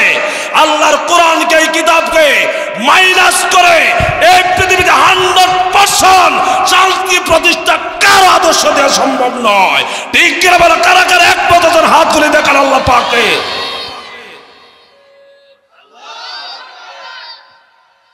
আমার একটু আপনাদেরকে ভয় হইতেছে, আপনারা মানে ভয় পান, ভয় পাচ্ছেন? আচ্ছা বলেন, মরণ একদিন আসেনি? আমার বয়ান কি দিয়ে শুরু হয়েছিল বলেন তো? মরণ আছে, কি আছে? মরণ একদিন। আচ্ছা, যার যেভাবে মৌত আছে সেইভাবে যে মৌত হবে, এটা বিশ্বাস করেন আপনারা? ইমানে মুফাসাল আপনারা পড়ছেন? ইমানে মুফাসাল পড়ছেন আপনারা? এই জন্য বলছিলাম, সব চাইতে দামি মরণের নাম হলো শাহাদতের মৌত। এই শাহাদতের মৌত যদি হয়ে যায়, আপনার যদি একবার শাহাদতের মৌত নসিব হয়ে যায়, আপনার কোনো চিন্তা থাকবে না, টেনশন থাকবে না। মরণ তো অবশ্যই আছে। আমার ভাইরা, আল্লাহ পাক বলছেন কাদের ব্যাপারে? আল্লাহ তাআলা বলছেন, আল্লাহ তাআলা মুমিন বান্দাদের ব্যাপারে বলছেন, ইন্নাল্লাহা আশতারা মিনাল মুমিনিনা আনফুসাহুম ওয়া আমওয়ালাহুম বিআন্না লাহুমুল জান্নাত ইউকাতিলুনা ফি সাবিলিল্লাহি ফায়াকতুলুনা ওয়া ইউকতালুন ওয়াদান আলাইহি হাক্কান ফিত তাওরাতি ওয়াল ইনজিলি ওয়াল কুরআন। আল্লাহু আকবার। এই যে আয়াতের কারিমা পড়লাম, এই আয়াতটা আমার বানানো আল্লাহ পাক বলছেন ইন্নাল্লাহা আশতারা মিনাল মুমিনিনা আনফুসাহুম ওয়া আমওয়ালাহুম বিআন্না লাহুমুল জান্নাহ। আরে কার কথা? আল্লাহ পাকের কথা। আল্লাহ তাআলা বলছেন নিশ্চয় আমি মুমিনদের জান এবং মাল, কি কি জোরে বলেন, কি জান এবং, আরো জোরে বলতে হবে জান এবং, আমাদের জান আছে না নাই? আরো জোরে বলতে হবে আছে না নাই? আমাদের মাল আছে না নাই? আল্লাহ পাক বলছেন মুমিনদের জান এবং মাল আমি আল্লাহ পাক খরিদ করছি, কিনে নিয়েছি। তার মানে হলো মুমিনদের জান বলতে মাল বলতে কিচ্ছু নাই। আমাদের জান এবং মাল আছে আল্লাহর কাছে বিক্রি দেওয়া। কি বলেন? এটা আমার কথা না, আল্লাহ পাক বলছেন আমি মুমিনদের জান এবং মাল কিনে নিছি। এখন যারা চায় আমার জান মাল আল্লাহর কাছে বিক্রি করব না, এই আয়াতকে যারা অস্বীকার করবে তারা মুসলমান থাকতে পারবে না, তারা কাফের হয়ে যাবে, বেঈমান হয়ে যাবে। আমার সম্মানিত ভাইরা, বহুত মানুষ আছে তারা না বুঝার কারণে তাদের মনের অজান্তেই তারা কাফের হচ্ছে। আপনারা বলবেন কেমনে? কারণ হলো আমার ভাইরা, আল্লাহ পাকের কোরআনুল কারীমের ভিতরে যত কথা আছে, যত আয়াত আছে, সবগুলো কথা কার? আরো জোরে বলতে হবে কার? আমার ভাইরা সাধারণ দৃষ্টান্ত দিচ্ছি। আমাদের দেশে মাননীয় প্রধানমন্ত্রী আজকে যদি ঘোষণা দেয়, সংসদীয় স্থায়ী কমিটি থেকে যদি ঘোষণা আসে আগামীকাল বাংলাদেশের কক্সবাজারে কোনো মানুষ, বাহির থেকে কোনো মানুষ প্রবেশ করতে পারবে না। বাংলাদেশের পুলিশ বলেন, সেনাবাহিনী বলেন, বিডিআর বলেন, র্যাব বলেন, সবাইকে অর্ডার দিয়া দিল আগামীকাল কক্সবাজারে বাহিরের কোনো মানুষ ঢুকতে পারবে না। অর্ডারটা দিলেন কে? প্রধানমন্ত্রী সরকার। আগামীকালকে কি ঢুকতে পারবে নাকি? আর যদি ঘোষণা দেওয়া দেয় সরকারের কথাকে অমান্য করে যে প্রবেশ করবে বাংলাদেশ পুলিশ বাহিনী তাদেরকে গ্রেপ্তার করে 6 মাসের জেল দিবে। আপনারা বলেন তো দেখি অর্ডার কার্যকর হবে কিনা? একটা মানুষ ঢুকবে নাকি? আমার ভাইয়ের একজন প্রধানমন্ত্রীর কথা, একজন মানুষের কথা যদি অমান্য করে তার জেল হতে পারে, পারে কিনা কোন? আল্লাহ পাক 1000 বছর আগে তাম পৃথিবীর সমস্ত প্রেসিডেন্ট, সমস্ত বাদশাদের বাদশাহ যিনি রব্বুল আলামিন কোরআনুল কারীম নাজিল করেছেন, এই কোরআনুল কারীমের মালিক আল্লাহ পাকের একটি আয়াতকে, একটি কথাকে অস্বীকার করে এই লোকটাকে জান্নাতে যেতে পারবে নাকি? এই লোকটা ইমানদার থাকতে পারবে নাকি? আমার ভাইরা, একটি আয়াতকে অস্বীকার করো না।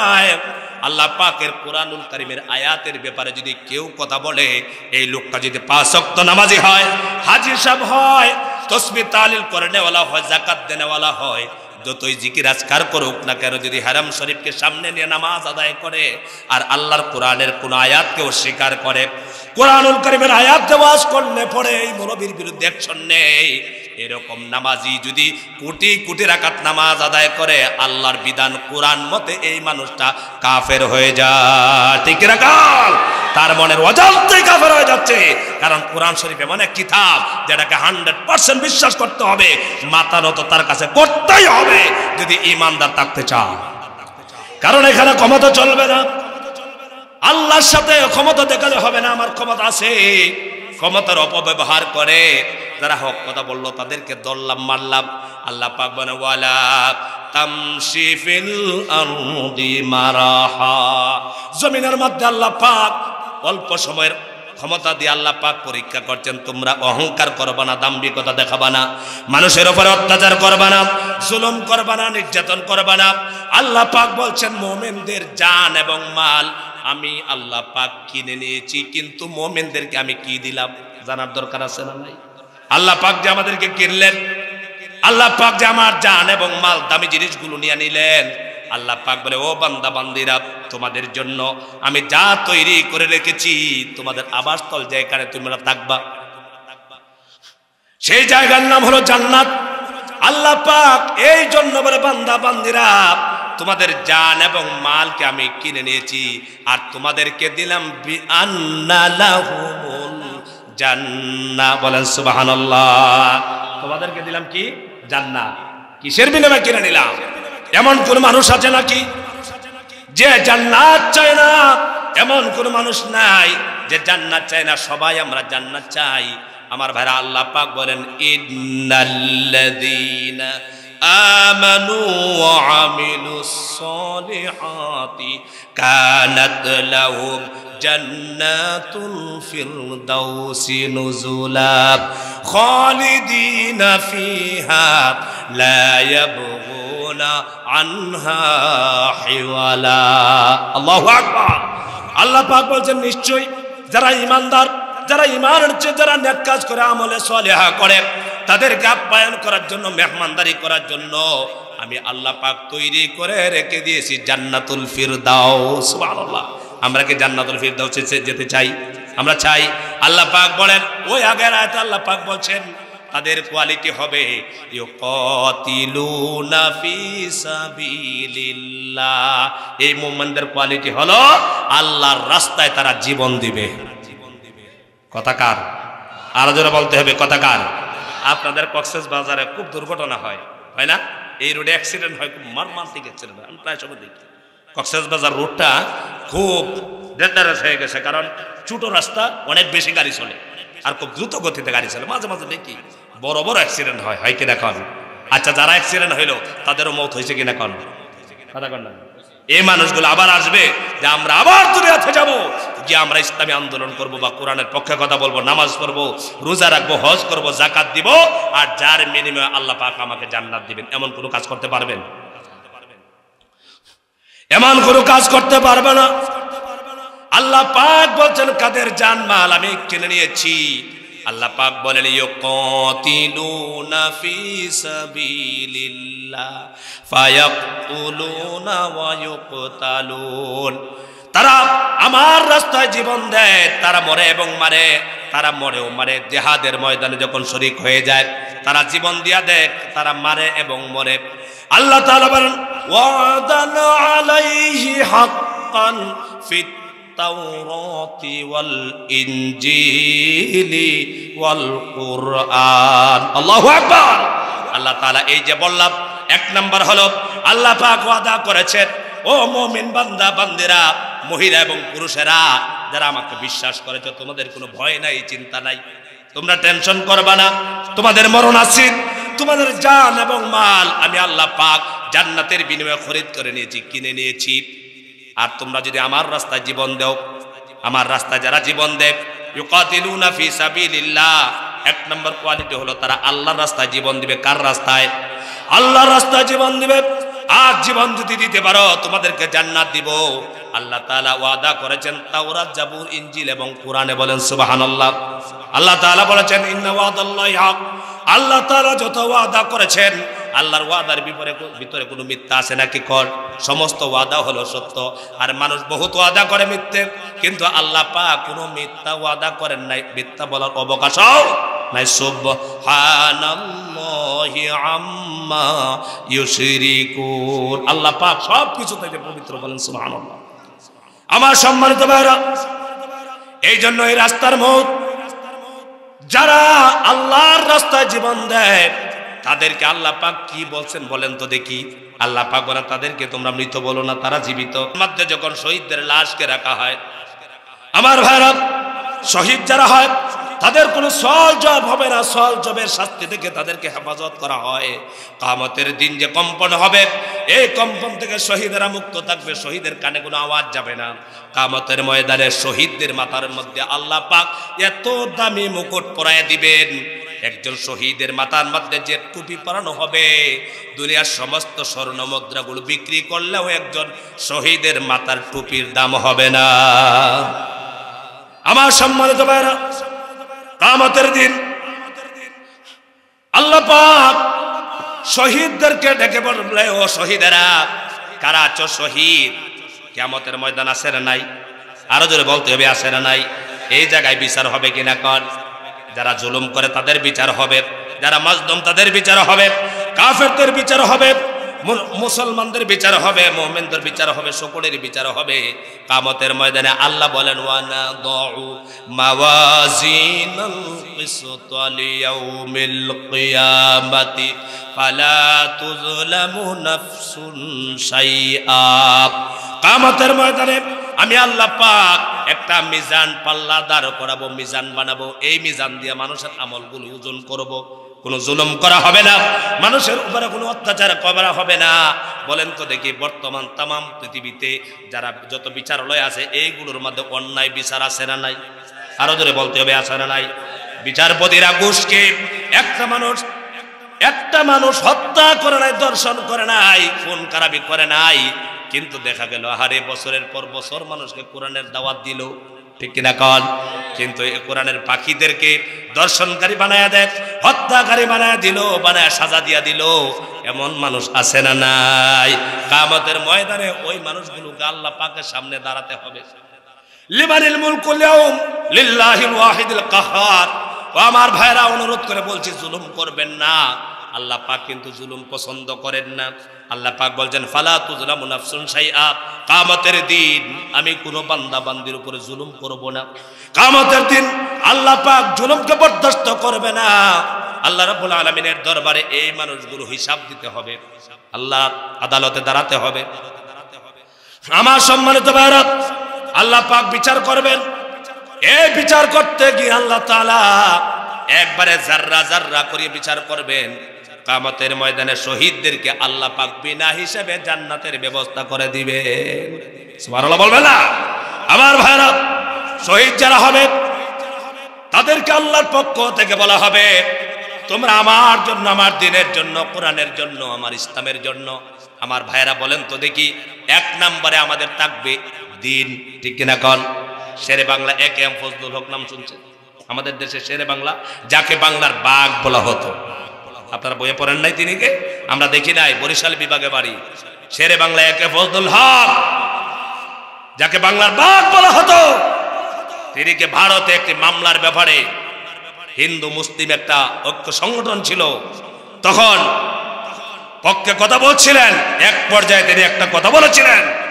তিনি বলেছিলেন, এক নম্বরে হলো আমি মুসলমান, দুই নম্বরে হলো আমি বাঙালি। কথা বলে ঠিক কিনা? আপনারা বলেন, প্রথম কি বাঙালি না মুসলমান? সবাই বলতে হবে, প্রথম হলো আমি মুসলমান, এরপরে হলো আমি একজন বাঙালি।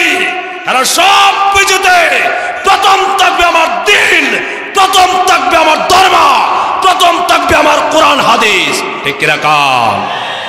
আর এই কোরআন হাদিসকে পিছনে ফেলে দিলেই সমস্যা। সমস্যা আছে না নাই? আজ আমরা পিছনেই ফেলতে শুরু করেছি। আপনারা বলবেন কেমনে? আজকে বাংলাদেশে হিন্দু ভাইরা আছে না নাই? কথা বলেন, আছে না নাই? আছে। আজ পর্যন্ত কোন হিন্দু ভাইরা এমন কথা বলতে শুনছেন যে আমাদের বইয়ের ভিতরে মুসলমানের মুহাম্মদের জীবনী ঢুকাই দিছে? কেন শুনছেন আপনারা? কাবা শরীফের ছবি কি হিন্দু বইয়ের মধ্যে আছে? হিন্দু ধর্ম বইয়ের ভিতরে কাবার ছবি আছে? কোন আন্দোলন হিন্দুরা করছে? করে নাই। কিন্তু মুসলমানের বইয়ের ভিতরে মূর্তির ছবি আইলো কেন? বিবেকের কাছে প্রশ্ন করেন মুসলমানেরা। শুধু নামাজ পড়ে জান্নাতে যাওয়া সম্ভব নয়, শুধু রোজা রাখে, শুধু তাসবিহ পড়ে, শুধু জিকির করে জান্নাতে যাওয়া সম্ভব নয়। আল্লাহ তাআলা বলেছেন কোরআন শরীফের ভিতরে, আম হাসিবতুম আন তাদখুলুল জান্নাতা ওয়ালাম্মা ইয়ালামিল্লাহু আল্লাযিনা জাহাদু মিনকুম ওয়া ইয়ালামাস সাবিরিন। তোমরা মনে করেছো এমনিতে জান্নাতে যাবা, এখন পর্যন্ত আল্লাহ পাক দেখা নাই তোমরা কোথায় জিহাদ করছো। আমার ভাইরা, এটা একটা জিহাদ, যে ইসলাম শিক্ষা, মুসলমানদের শিক্ষা, হিন্দু ভাইদের জন্য থাকবে হিন্দু শিক্ষা, মুসলমানদের জন্য থাকবে মুসলিম শিক্ষা, ঠিক কিরকম? কিন্তু মুসলমানের বইয়ের ভিতরে কিভাবে মূর্তির ছবি আসে, কয়েকদিন পরে পরে আন্দোলন করতে হয়। ও মুসলমানেরা, আমরা যে যে দল করি না কেন, আমাকে সবার আগে থাকতে হবে আমি একজন মুসলমান, মুসলমানের সন্তান, ঠিক কিনা বলেন? এই জন্য আজ এখান থেকে জানাতে চাই, অনতিবিলম্বে বাংলাদেশে যত মুসলমানের সন্তানেরা যে বইগুলো পড়বে, সেই বইয়ের ভিতরে কোন হিন্দুত্ববাদী থাকলে বাংলার জনগণ এক হয়ে মোকাবেলা করার জন্য কারা কারা প্রস্তুত আছেন হাত করে আল্লাহ পাককে দেখায় দেন। লিল্লাহে তাকবীর, লিল্লাহে তাকবীর। সম্মানিত ভাইরা, এটা কি ভুল বললাম? আপনারা কারা কারা চান যে আমার ছেলে হিন্দুর মূর্তির ব্যাপারে পড়লে আমার কোনো আপত্তি নাই? একজন হাত তোলেন যে আমার ছেলে মেয়ে পড়ো, কোনো অসুবিধা নেই। এমন আছেন কেউ? কথা গান আছেন? কথা কন না কেন? আপনারা আছেন নাকি? আর আমি মনে হয় খুব মিথ্যে কথা বলছি। বই আসছে না? মূর্তির ছবি আসে নাই? মূর্তির ছবি আসে নাই? কেন আসতো বলেন? এগুলো কারা করেছে? এগুলো করেছে একদল পা চাটা নাস্তিক মুরতাদ বেঈমান আছে। এই বেঈমানদেরকে মুসলমানেরা, আমরা আওয়ামী লীগ বুঝি না, বিএনপি বুঝি না, জামাত বুঝি না, আমরা সব মুসলমানরা নাস্তিক মুরতাদ মুক্ত আগামীতে বাংলা করতে চাই, ঠিক কিনা কন? এজন্য আগামীর বাংলা হবে কোরআনের বাংলা। রাজি আছে মুসলমানেরা? এই জন্য ভাই এক হতে হবে, কারণ আমার ধর্ম আগে। আমার কি বলেন? এই ভাই, সংসদ অধিবেশন যখন শুরু হয়েছে, কোরআন শরীফের তেলাওয়াত হয়েছে কিনা কোন? আপনারা ভাবতেছেন হুজুর আপনি অনেক দূর থেকে কষ্ট করে আসছেন, হাদিয়া তো আপনি নেবেন, চিল্লানি আপনি চিল্লান, এটা চাচ্ছেন আপনারা? আমি শেষ করে দিব ইনশাআল্লাহ, বেশি সময় না, 5 মিনিট শেষ করব। সম্মানিত ভাইরা, সংসদের ভিতরে কোরআন শরীফের তেলাওয়াত হয়েছে কিনা? কথা কন না কেন? হয়েছে কিনা? হয়েছে। কারণ সেখানে মুসলমান আছে।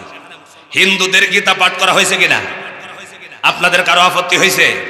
আজ পর্যন্ত আমরা কোথাও বলেছি যে কেন সংসদের ভিতরে হিন্দুদের গীতা পাঠ করা হইলো? একজন আলেম বলেছে?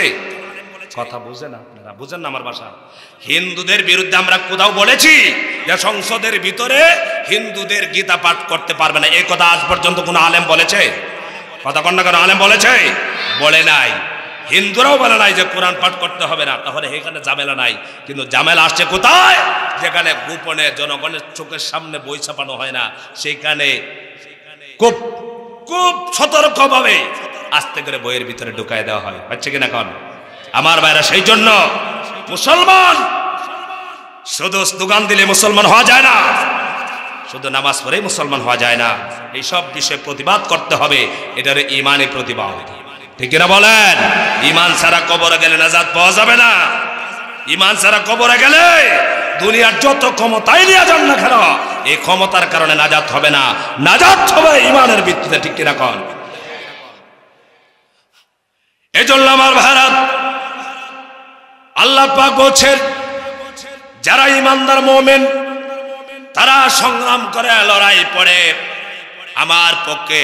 আল্লাযীনা আমানু ইউকাতিলুনা ফি সাবিলিল্লাহ ওয়াল্লাযীনা কাফারু ইউকাতিলুনা ফি সাবিলিত তাগুত।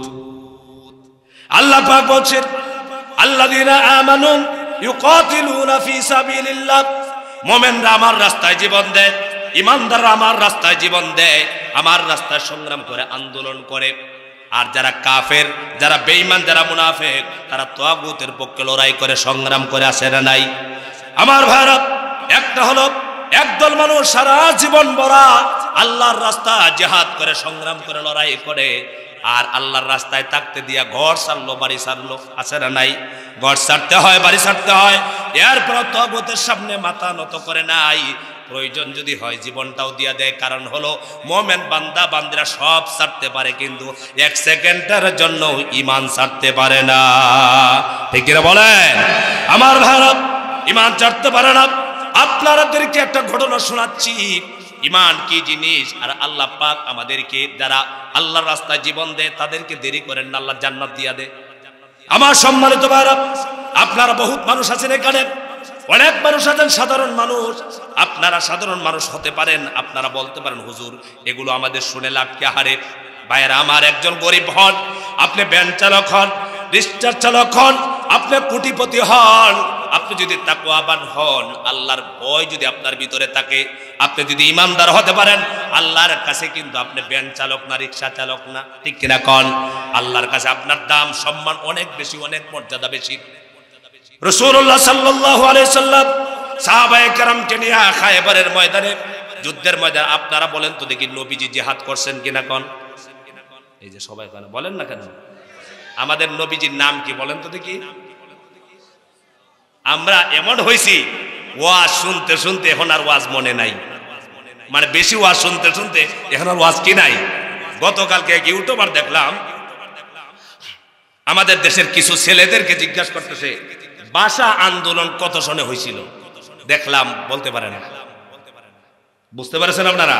ভাষা আন্দোলন কত সনে হয়েছিল এটা বলতে পারে না। আমরাও এরকম হয়ে গেছি, অনেকে এই রাসূলুল্লাহর নামটা শুদ্ধ করে বলতে পারে না, এমন আছে না নাই? ওয়াজ কিন্তু প্রতি রাত শুনতেছে, বড় বড় বক্তা 2 লক্ষ টাকা 1 লক্ষ টাকা হাদিয়া এনে ওয়াজ শুনে, কিন্তু ওয়াজে কি বলছে সেটা তার মনে থাকে না, মনে আছে না নাই? আমল করতে হবে।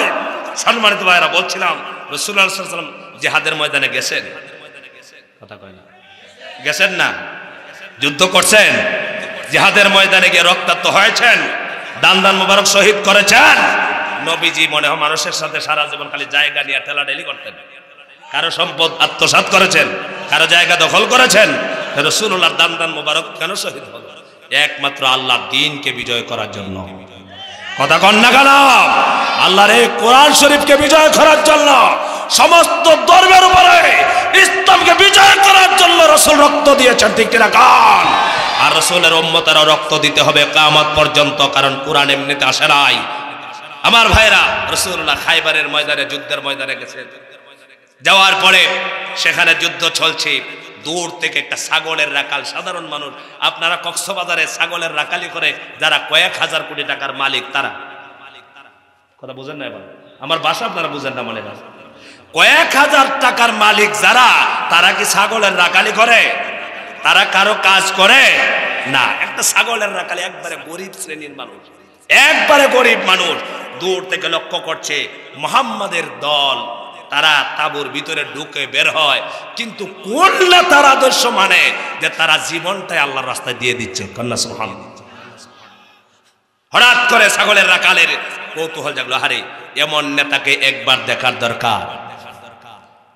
আমার ভাইরা, বিশ্বনবী হলেন এমন চরিত্র, রাসূলুল্লাহ সাল্লাল্লাহু আলাইহি ওয়াসাল্লাম, নবীজির মতো নেতা আর কেউ হতে পারবে না। রাসূলুল্লাহর বিরুদ্ধে যে নেতৃত্বের আদর্শ ছিল, এই আদর্শবান নেতা যদি আমাদের সমাজে হয়, এখনো সমাজটা সবচেয়ে শান্তির হয়ে যাবে, ঠিক কি রাখুন? আমার ভাইরা, ছাগলের রাখালটা দূর থেকে লক্ষ্য করছি, মুহাম্মদুর রাসূলুল্লাহ সাল্লাল্লাহু আলাইহি ওয়াসাল্লামের সাহাবীরা কিভাবে জীবনটা দিয়ে দিচ্ছেন। সারাদিন যুদ্ধ করেন, জিহাদের ময়দানে যান, জিহাদের ময়দানে আপনি যদি যান হয়তো গাজী হবেন, না হলে শহীদ হয়ে যাবেন, ঠিক কিনা কন? কারণ আপনি মরতে গিয়েছেন, আপনি মারতেও পারেন, মরতে পারেন, দুইটা থেকে একটা হবেন, এটাই হলো চূড়ান্ত। আমার ভাইরা, ছাগলের রাখাল দূর থেকে লক্ষ্য করলেন মুহাম্মদ নামে একজন ব্যক্তি এসেছেন তার সাহাবীদেরকে নিয়ে। আমি একবার দেখতে চাই এই মানুষটা কেমন, তার কথায় মানুষ জীবন দিয়া দেয়। আমার ভাইরা, আস্তে আস্তে করে এই ছাগলের রাখাল রাসূলুল্লাহ সাল্লাল্লাহু আলাইহি ওয়াসাল্লামের তাঁবুর সামনে এসেছেন। এসে একজন সাহাবীর সঙ্গে সাক্ষাৎ হলো। সাহাবীকে দেখতে পেলেন, সাহাবীকে ডেকে বললেন, সাহাবী তোমরা কিসের জন্য এসেছো? সাহাবী বললেন, আমরা এখানে এসেছি, আমরা আল্লাহর রাস্তায় জিহাদ করতেছি, যুদ্ধ করতেছি, আল্লাহর দ্বীনকে কায়েম করার জন্য, বাস্তবায়ন করার জন্য আন্দোলন করতেছি। আমার ভাইরা, ছাগলের রাখালটা কালো মানুষ, চেহারা ভালো না, সাহাবীর সামনে দাঁড়ায়া জিজ্ঞেস করলেন, ও সাহাবী তোমাদের কে নেতৃত্ব দিচ্ছেন? তোমাদের নেতৃত্বে আছেন কে? তোমাদের নেতাকে? আমার ভাইরা, কেউ রাগ করবেন না, গুসা করবেন না। মুহাম্মদুর রাসূলুল্লাহ সাল্লাল্লাহু আলাইহি ওয়াসাল্লামকে যারা নেতা মানে না, এমন আছে না নাই? তাহলে বলেন তো, কি রাসূলুল্লাহর চাইতে বড় নেতা কেউ আছে নাকি? কোন? রাসূলুল্লাহ জিহাদের ময়দানে নেতৃত্ব দিয়েছেন। এই যে মেরাজের ওয়াজ আপনারা শুনেছেন মসজিদে মসজিদে, সূরা বনী ইসরাঈলের ভিতরে মেরাজের ঘটনা আল্লাহ পাক বলেছেন। আল্লাহর হাবিব যখন হারাম শরীফ থেকে বাইতুল্লাহ থেকে বাইতুল মুকদ্দাসে গিয়েছেন, যাওয়ার পরে মসজিদে বাইতুল মুকদ্দাসের ভিতরে প্রবেশ করার পর সমস্ত নবীরা পিছনে দাঁড়িয়েছেন। ইমামের জায়গা ছিল খালি রাসূলুল্লাহ সাল্লাল্লাহু আলাইহি ওয়াসাল্লাম হলেন ইমাম। কথা বলেন না সুবহানাল্লাহ। নবীজি সামনে দাঁড়ালেন, সমস্ত নবী রাসূলগণকে মুসল্লি বানায়া বিশ্ব নবীকে আল্লাহ তাআলা সমস্ত নবীদের নেতা বানায়া দিলেন। আমার ভাইরা, রাসূলুল্লাহ সাল্লাল্লাহু আলাইহি ওয়াসাল্লাম জিহাদের ময়দানে গেলেন। ছাগলের রাখাল জিজ্ঞেস করছে, মুসলমানেরা এমন নেতার আদর্শ তোমরা মেনেছো, এই নেতাকে কি একটু দেখা যাবে নাকি, সাক্ষাৎ করা যাবে নাকি? আরে ভাই রাগ করবেন না, আমাদের দেশে বহুত নেতা আছে কর্মীরা সাক্ষাৎ করতে পারে না। কর্মীরা যদি সাক্ষাৎ করতে হয় তাহলে দেখবেন তার পিএস এর কাছে আগেই বলতে হয় স্যারের সাথে সাক্ষাৎ করতে আসছে, ঠিক কিনা কন? আমার ভারত নবীজি কেমন নেতা, বিশ্ব নেতার সঙ্গে সাক্ষাৎ করবেন, পারমিশনের দরকার নাই। সাহাবী তাঁবুর ভিতরে গেলেন, গিয়ে বললেন ইয়া রাসূলুল্লাহ, আপনার সাথে একটা ছাগলের রাখাল সাক্ষাৎ করার জন্য এসেছে। নবীজি বললেন তারে ডাইরেক্ট আসতে দাও। বললেন সুবহানাল্লাহ, ডাইরেক্ট আসতে দাও, জায়গায় কোনো জায়গায় আটকাবে না, ডাইরেক্ট আসতে দাও।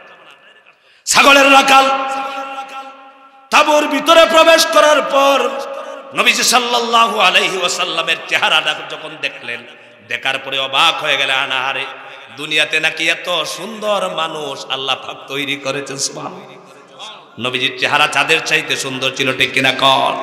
আমার ভাইরা নবীজির চেহারা দেখে এই ছাগলের রাখাল অবাক হয়ে গেল। রাসূলুল্লাহর সামনে দাঁড়ায়া বলছেন, মুহাম্মদ আপনার নাম মুহাম্মদ নাকি? বলে হ্যাঁ। আপনি কিসের জন্য এসেছেন? আপনার দাওয়াত কি?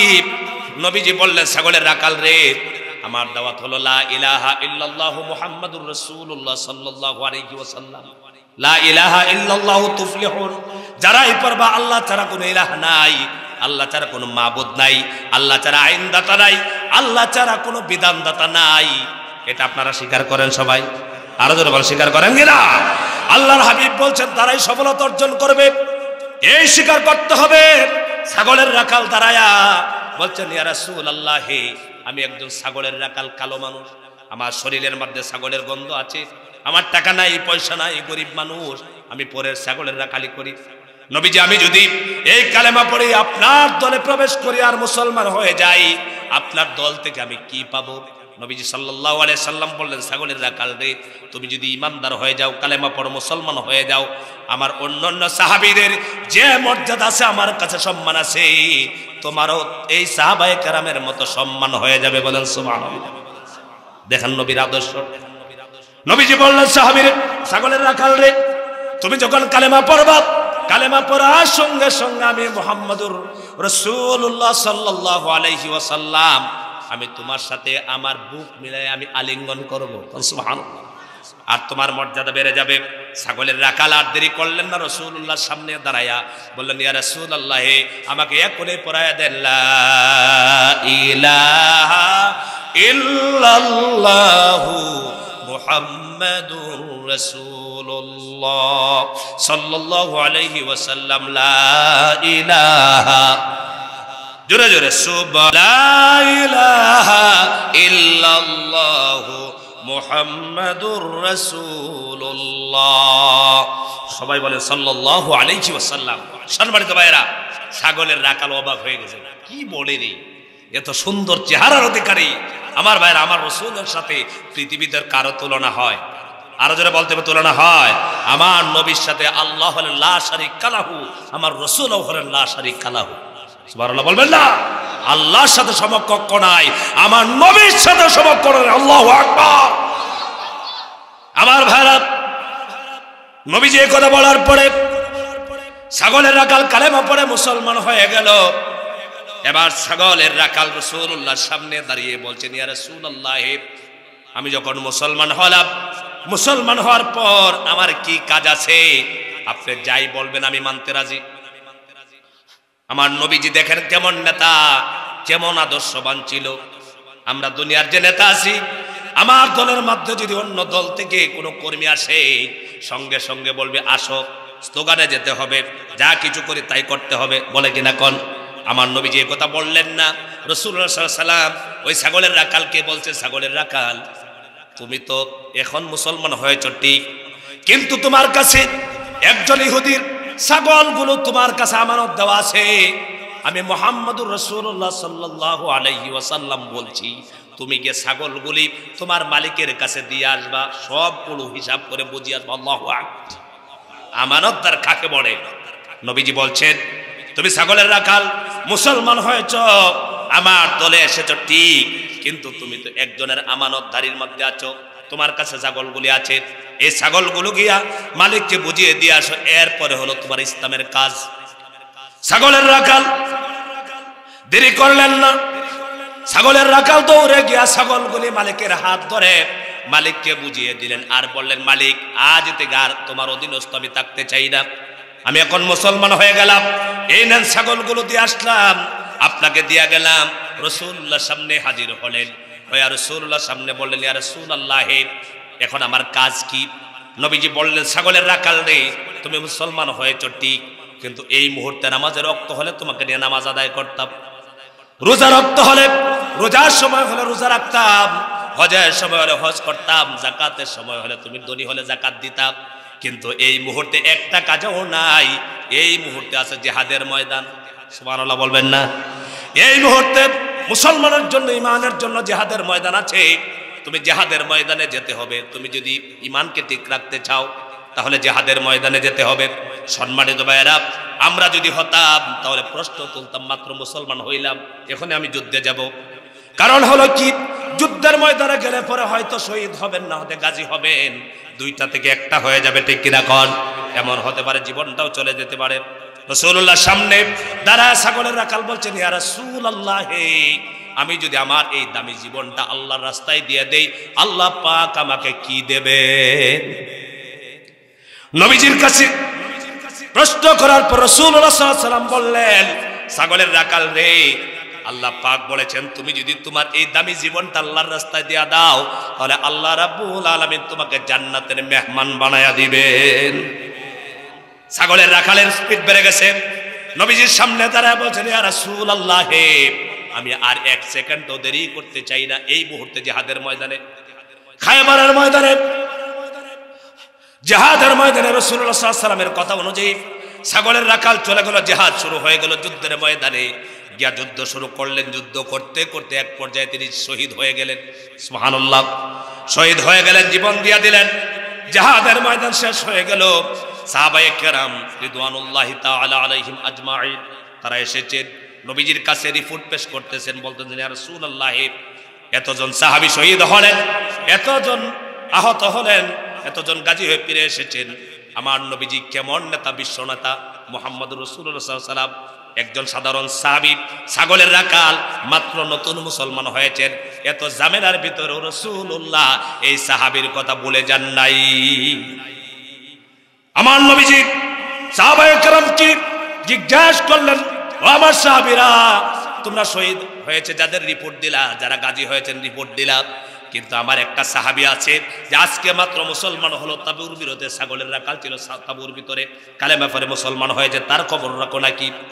সাহাবায়ে কেরাম থেকে সাহাবীরা বলতে লাগলেন, ইয়া রাসূলুল্লাহ এই যে ছাগলের রাখালটাকে দেখলাম লাশটা পড়ে আছে, আমার নবীজি বললেন তার লাশটা তোমরা গ্রহণ করো, এইটা কিন্তু আর ছাগলের রাখাল না, এটা আমার সাহাবী। সুবহানাল্লাহ। আমার ভাইরা, নবীজি সাহাবায়ে কেরামকে বললেন, সাহাবীরা তার কাফনের জন্য ব্যবস্থা করো, দাফনের জন্য ব্যবস্থা করো। সাহাবায়ে কেরাম তার লাশটা গ্রহণ করলেন। লাশটা গ্রহণ করার পরে কাফন দাফনের ব্যবস্থা করা হলো। এই ছাগলের রাখালের জানাজার নামাজের ইমামতি করলেন রাসূলুল্লাহ সাল্লাল্লাহু আলাইহি ওয়াসাল্লাম। বলেন সুবহানাল্লাহ, কত মর্যাদা বাড়ছে। আমার ভাইরা, আপনাদেরকে বলে চাই রে ভাই, আপনারা যে কোনো দল করবেন কোনো আপত্তি নাই, কিন্তু সারা জীবন ভরা কোরআনের পক্ষে থাকবেন। রাজি আছেন? হাতগুলো উঁচা করে দেখান। লিল্লাহি তাকবীর, লিল্লাহি তাকবীর। সারা জীবন কোরআনের পক্ষে থাকবেন, মরণের সময় পর্যন্ত আপনার ইজ্জত খালি আল্লাহ বাড়াতে থাকবে, ঠিক কিনা বলেন? আর যারাই কোরআনের বিরোধিতা করে তাদের ইজ্জত আল্লাহ ধূলিসাৎ করে দিবেন, এতে কোনো সন্দেহ নাই, ঠিক কিনা কল?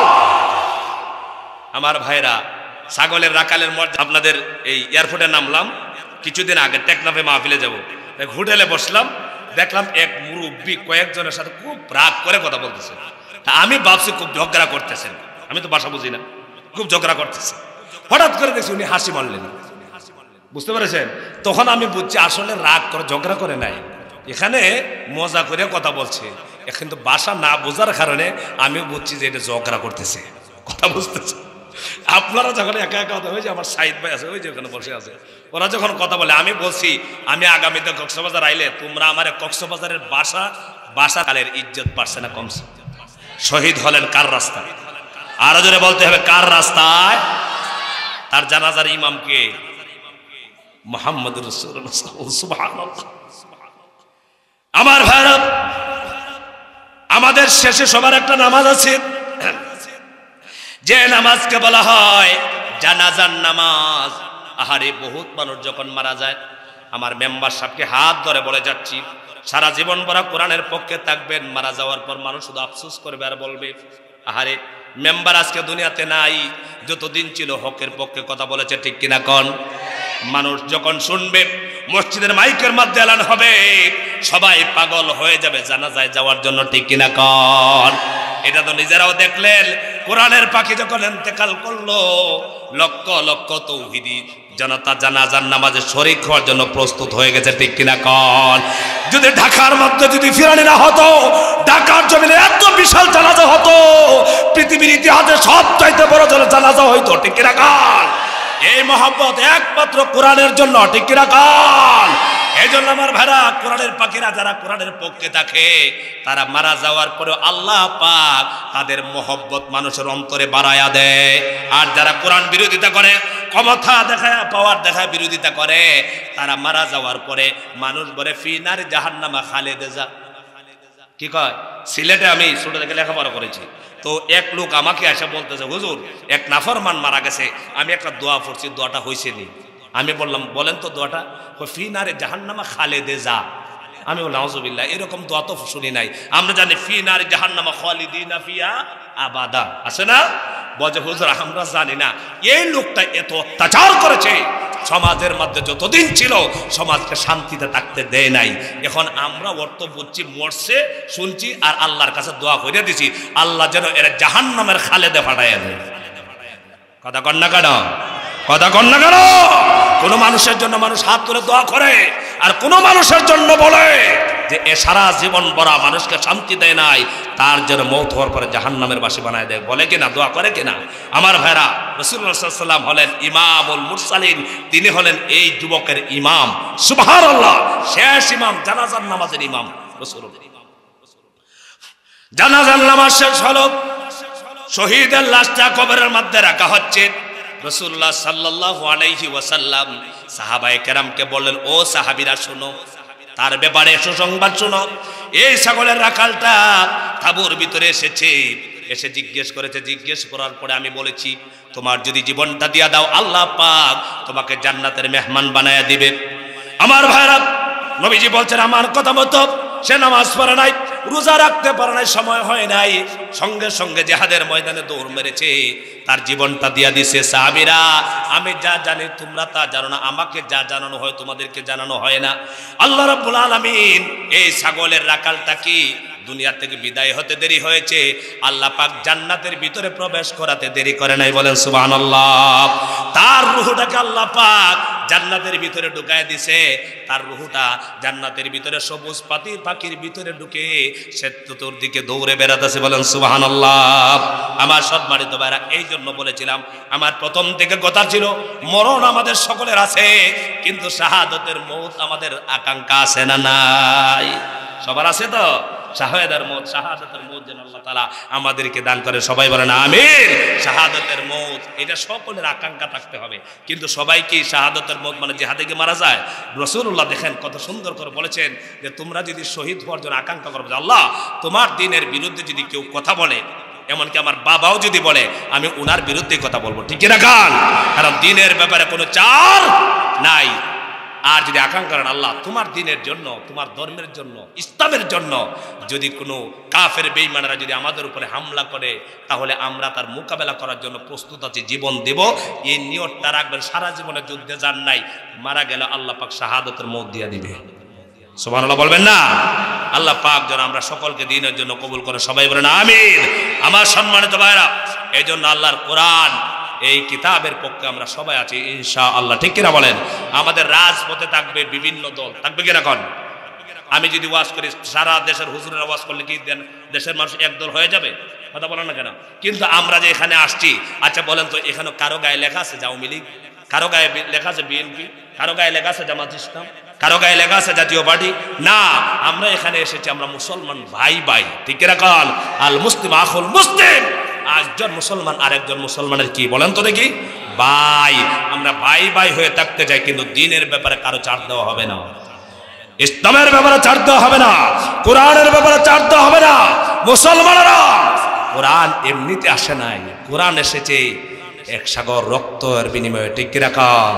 এই জন্য আমার ভাইরা, ইসলাম নামের যে গাছ আছে, এই গাছ যুগ যুগ ধরে রক্ত চায়, এই গাছকে জিন্দা রাখতে হবে, যে পানি তার গোড়া ডালতে হয়, সেই পানির নাম হলো শহীদের রক্ত, ঠিক কি রাখান। সেই ইসলামকে জিন্দা রাখতে কারা কারা নিজের বুকের তাজা রক্ত সেই ইসলাম নামক গাছের গোড়ায় ডালতে রাজি আছো, শ্বাস করার মতো আল্লাহ পাককে হাতগুলো দেখায় দাও।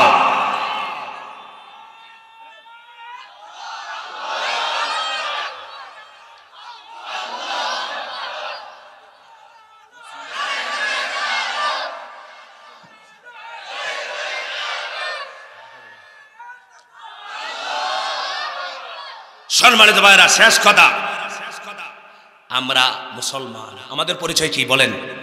এই ভাইরা ভালো করে শুনেন, আমরা কিছু কথা বললেই একদল মুনাফিক আছে, এগুলো কথাগুলোকে ডাইভার্ট করে কোন দলীয় ভাইয়ের উপরে এনে ফেলে তাদেরকে আমাদের উপরে ক্ষিপ্ততা বাড়ায় দেয়, আছে না নাই? আচ্ছা, এখন বিধর্মী আর মুসলমানে যদি এখন কোনো ঝামেলা বাজে, তাহলে আপনাকে এসে জিজ্ঞাসা করবে যে আপনি বিএনপি করেন? কথা কন্যা করো।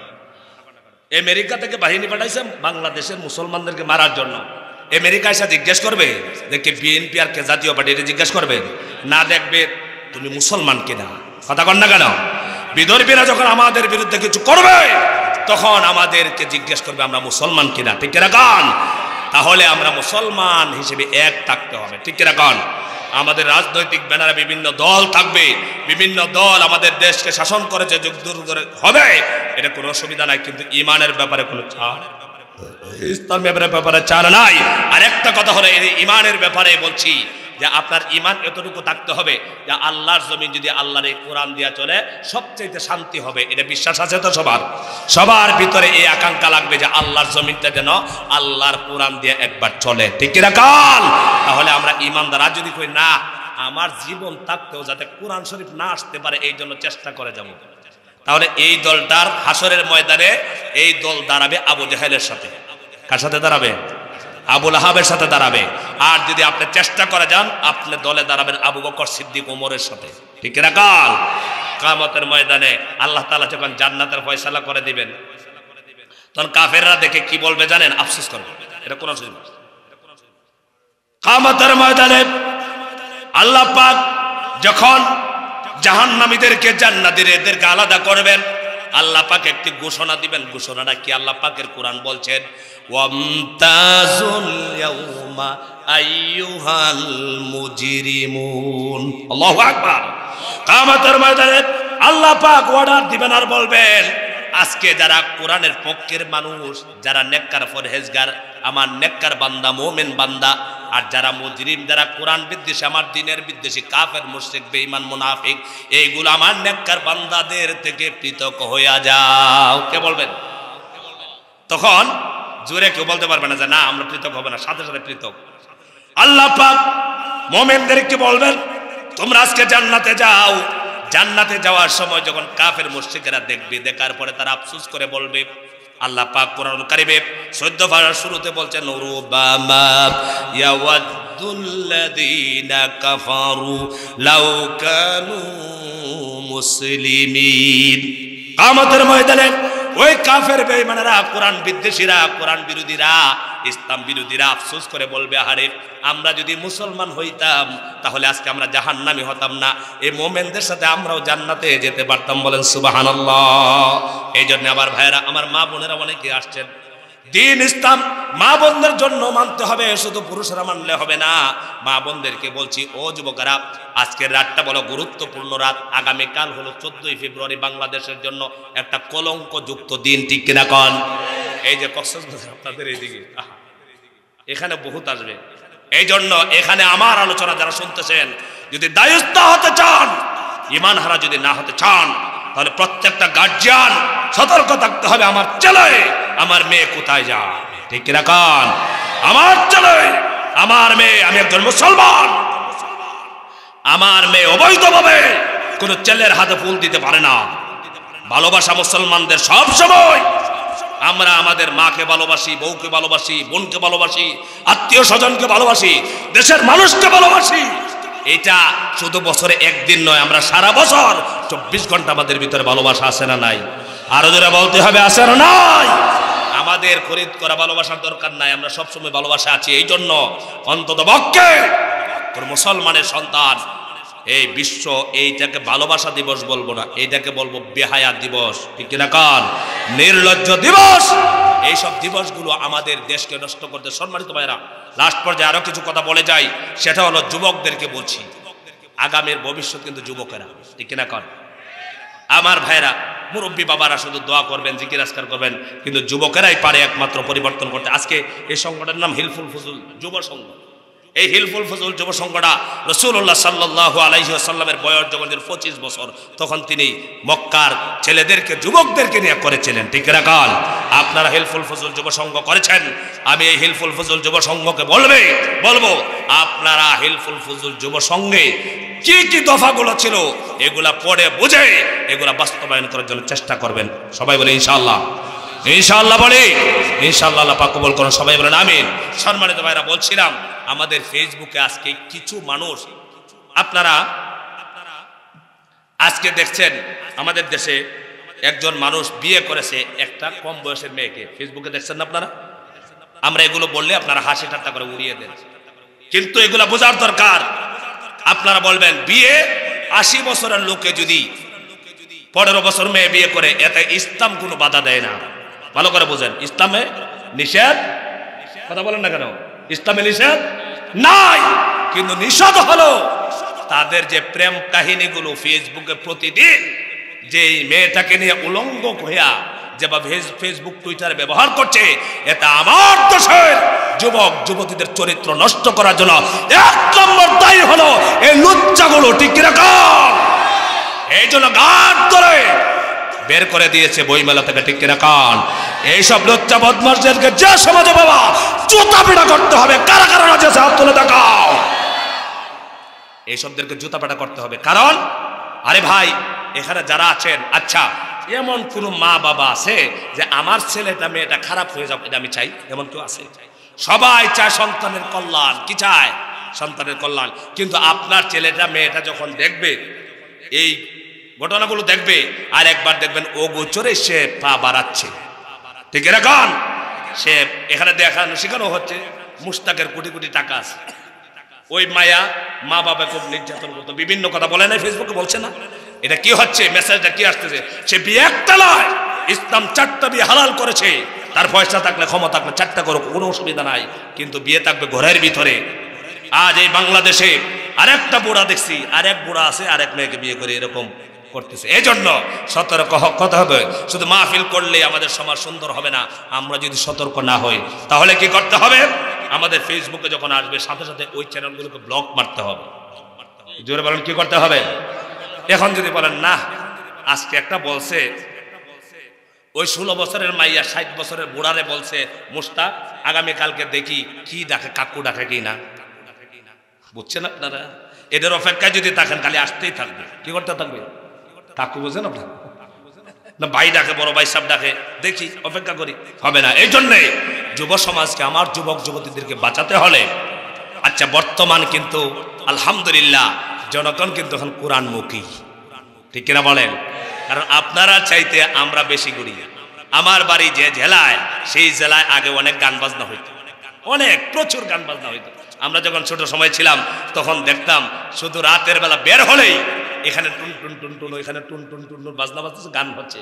এখন আর গানেদারদের খাদ্য নাই, এখন আর গান হয় না, মানুষ শুনতে যায় না। এখন যুবকরা শুধু বলে আমরা অমুক বড় বক্তাকে নিয়ে আসবো, অমুককে নিয়ে আসবো, ওরা মাহফিল করেছে 50,000 হাদিয়াতে বক্তা, আমরা করব 2 লক্ষ টাকা খরচ করবো, ঠিক কিনা কন? এই টাকা খরচ করছে কোরআনের জন্য, ঠিক কিনা কন? এখন যুবকরা আর এই সোনা বন্ধুর গান শুনতে চায় না, এখন চায় কোরআন, ঠিক কিনা কন?